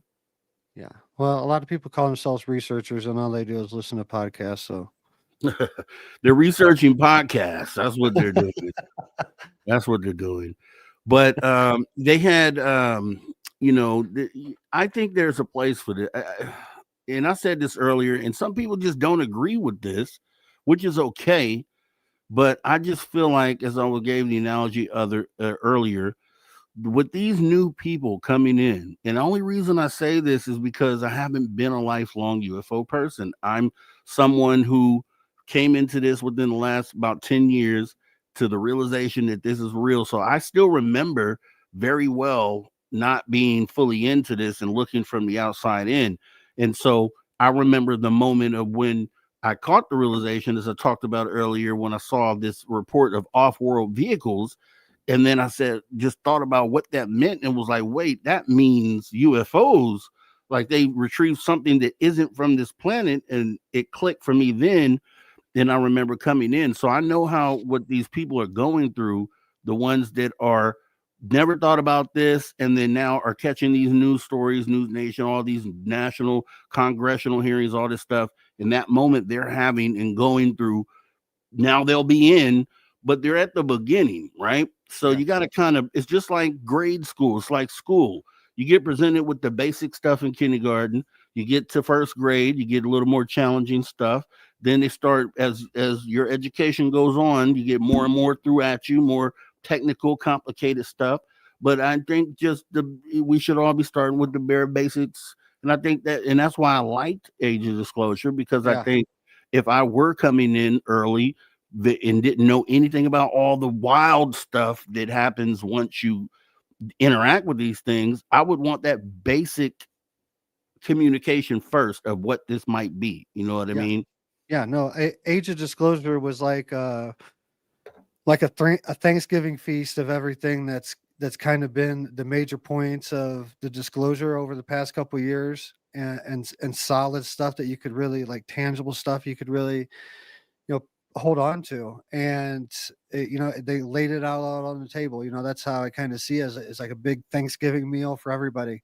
It was right at the top of, it was the number one rented whatever film or whatever on Amazon Prime for, I think, 2 weeks straight. It just fell off the number one. I was talking to my wife about it. I was like, this is amazing for the collective, because you just got to think how many people are watching this to keep that at number one. And that's one of the reasons why I was kind of pushing for it in the beginning. Like, if you haven't watched it, watch it. Spend the $20. Like, get it out there, because if you had the $20 to spend, like, if you don't, like, don't. But if you did have the $20 to spend, keep those numbers boosted, because the more it's up there, people are going to run across it more that may not run across it. And if it's at number one, like it was, it's attracting attention of those people that may not even look at it. But it's going to hit another boost when it becomes free, because there's a lot of people out there waiting to watch it because they just don't want to spend the $20. So. And that's another thing. You bring up a great point with it being, in front. It's going to be in front of everybody. You're on Amazon Prime looking for the Kardashians series, and you come across this, and you see it's number one. You're like, and I pay attention to stuff like that when I go on Netflix or Prime. I'll see what their top 10 movies are to see if it's something I want to watch. Sometimes it's yes, sometimes it's no, and for it to just be there as an option in front of every single person is, I don't know, we probably could look it up, how many millions of people have Amazon Prime subscriptions. They're all seeing that sitting there at number one, which is cool, because they see that there's a lot of people, as you stated, taking it seriously, which I think is pretty awesome. When I look at this and when I get ready to think about what's next, we have 2026 coming in. We have, I believe James Fox, he had that Moment of Contact documentary that he did, which was awesome, about Varginha, the alien of Varginha, Brazil. He's gathered more information. I think the guy he was trying to talk to in the film, he talked to some new people to add more context to the story, and he's bringing more information. So I think he's doing like a redo. I don't know if it'll be the same documentary or if it's just something separate for the new data that he has, but I can't wait for that. James Fox is always someone that I felt like really put his heart into this and really cares about it. I seen the dude cry over UFOs. You know what I mean? Like literally tears out his eye. That means you care. When you get emotionally, when you react emotionally, that means you care about the thing that you're doing and you're talking about, right? Yeah. And then Steven Spielberg, who, as Preston was saying earlier, he was surprised he hadn't done a part two, and I forgot to tell him, like, he has this movie coming out next year. And I just really think that, because I know when they originally interviewed him back when Close Encounters came out in the 70s, he hadn't had an experience. And I think still to this day hasn't had one. And he was kind of doing it for, because he was helped out by Jacques Vallée. But I think at this point, when he looks at everything that's currently going on and seeing how his movie is still impactful, and how now it's being talked about by Congress and all these people. I just really expect what he's going to put into that film to exceed Close Encounters of the Third Kind and be something game changing. Something I'm looking forward to. What do you think? Yeah, I'm looking forward to that too. That's definitely on my list. So I can't wait to see, what directions that's going to be. And I hope Jordan Peele hops back into it too, because he was supposed to do something, not necessarily a second note, but he's supposed to continue in that same little world. And I think he's on to something with the craft being alive. And I'd love to see where he goes with that. And let's get this conversation on the global table, man. Let's I don't know what else they could do besides what they're doing right now. So I guess the president's stepping out, because that's a thing that people want to see. So I guess that would maybe be the next thing. I don't know that it happens with our president. It doesn't matter. I don't care what president does it, or president of this country or president of somewhere else. Somebody just do it. You know what I mean? Do it for the people that require that for their, confirmation. The people that require government interaction and requires governments to step forward and talk about this. Do it for them. You know what I mean? So then everybody is kind of included, because I think there's still a group of people who won't really accept it until that happens. For sure.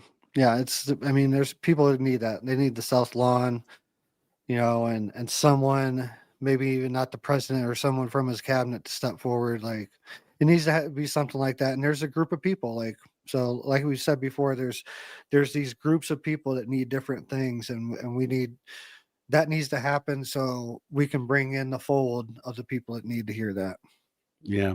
It's going to be a beautiful day when humanity is just all on the same page, all together, like we're supposed to be. Imagine that feeling, dude, when we're really together globally, everywhere. No more fights, no more any of that opposition. Is just, we're all human beings. We're not labeled by countries anymore. We're not labeled by races anymore. We're just all human beings, and we're now together moving forward. Beautiful day that I'm looking forward to. Last comment for you is 30 seconds left. Just see y'all tomorrow. It's been great. And going to Austin next week. Awesome stuff. Awesome stuff. So guys, we're going to get ready to shut this thing down as we come to the end of the show. It has been totally awesome. As you know, whenever we have Preston on, it's always a great show. And we always appreciate that he takes the time to come by and hang out with us. We will be having Mary Rodwell on here tomorrow. We'll be going deep with her too. So we're going to thank her ahead of time. We also want to thank this guy right here, Drew Banky, stepping in with the After Hours wrap up. We want to thank our guy, Steve Stockton, Tales Untold Missing Person Mysteries. Tonight was UFO stuff, but he normally is talking about missing people, which I think is very important. So we want to thank him for doing that. We also want to thank the man that you hear right here, Mr. Ron Bumblefoot. He's the man that rocks us out each and every show, telling us to never say never again. Because, yes, guys, the phenomena is real. It's definitely real. So that means anything and everything beneath that is possible. If you love the show tonight, make sure that you show your appreciation by hitting that like button. Also, throw your horns up. We also want to thank our listeners and viewers online from whenever and wherever the world that you may be listening from. We appreciate you tuning your frequency to Spaced Out Radio, where we do what we do best, guys. What's that you ask, Drew Banky? What do we do? We own the night. We own the night. Remember, the show is copyrighted Spaced Out Radio and Bigfoot Broadcasting Limited. It's been a pleasure serving you again as your host. I'm Mr. Rob G. That's Drew Banky. This is the After Hours Radio Show. It's all you space travelers out there. You got to remember, this is not a goodbye, at least tonight, or a farewell. But you can best believe we'll be right back here, same time, same place, doing it all again.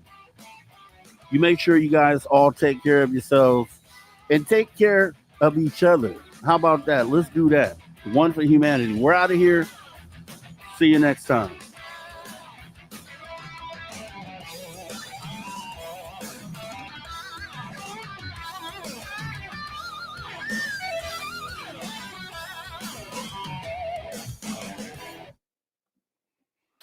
right. Fantastic show, guys. We do appreciate everything that you guys brought to the table tonight. Joining the conversation, Preston Dennett once again was an awesome guy for coming on in tonight. We'll be doing it with Mary Rodwell tomorrow, right here, same time, same place. Getting it in, guys. So we'll jump up out of here, get ready to go. Want to leave you guys with our closing theme, which is We Want Retribution, because we're going to get it. We're going to get it one day. We're going to get it. Till next time, guys. See you tomorrow night. Take care.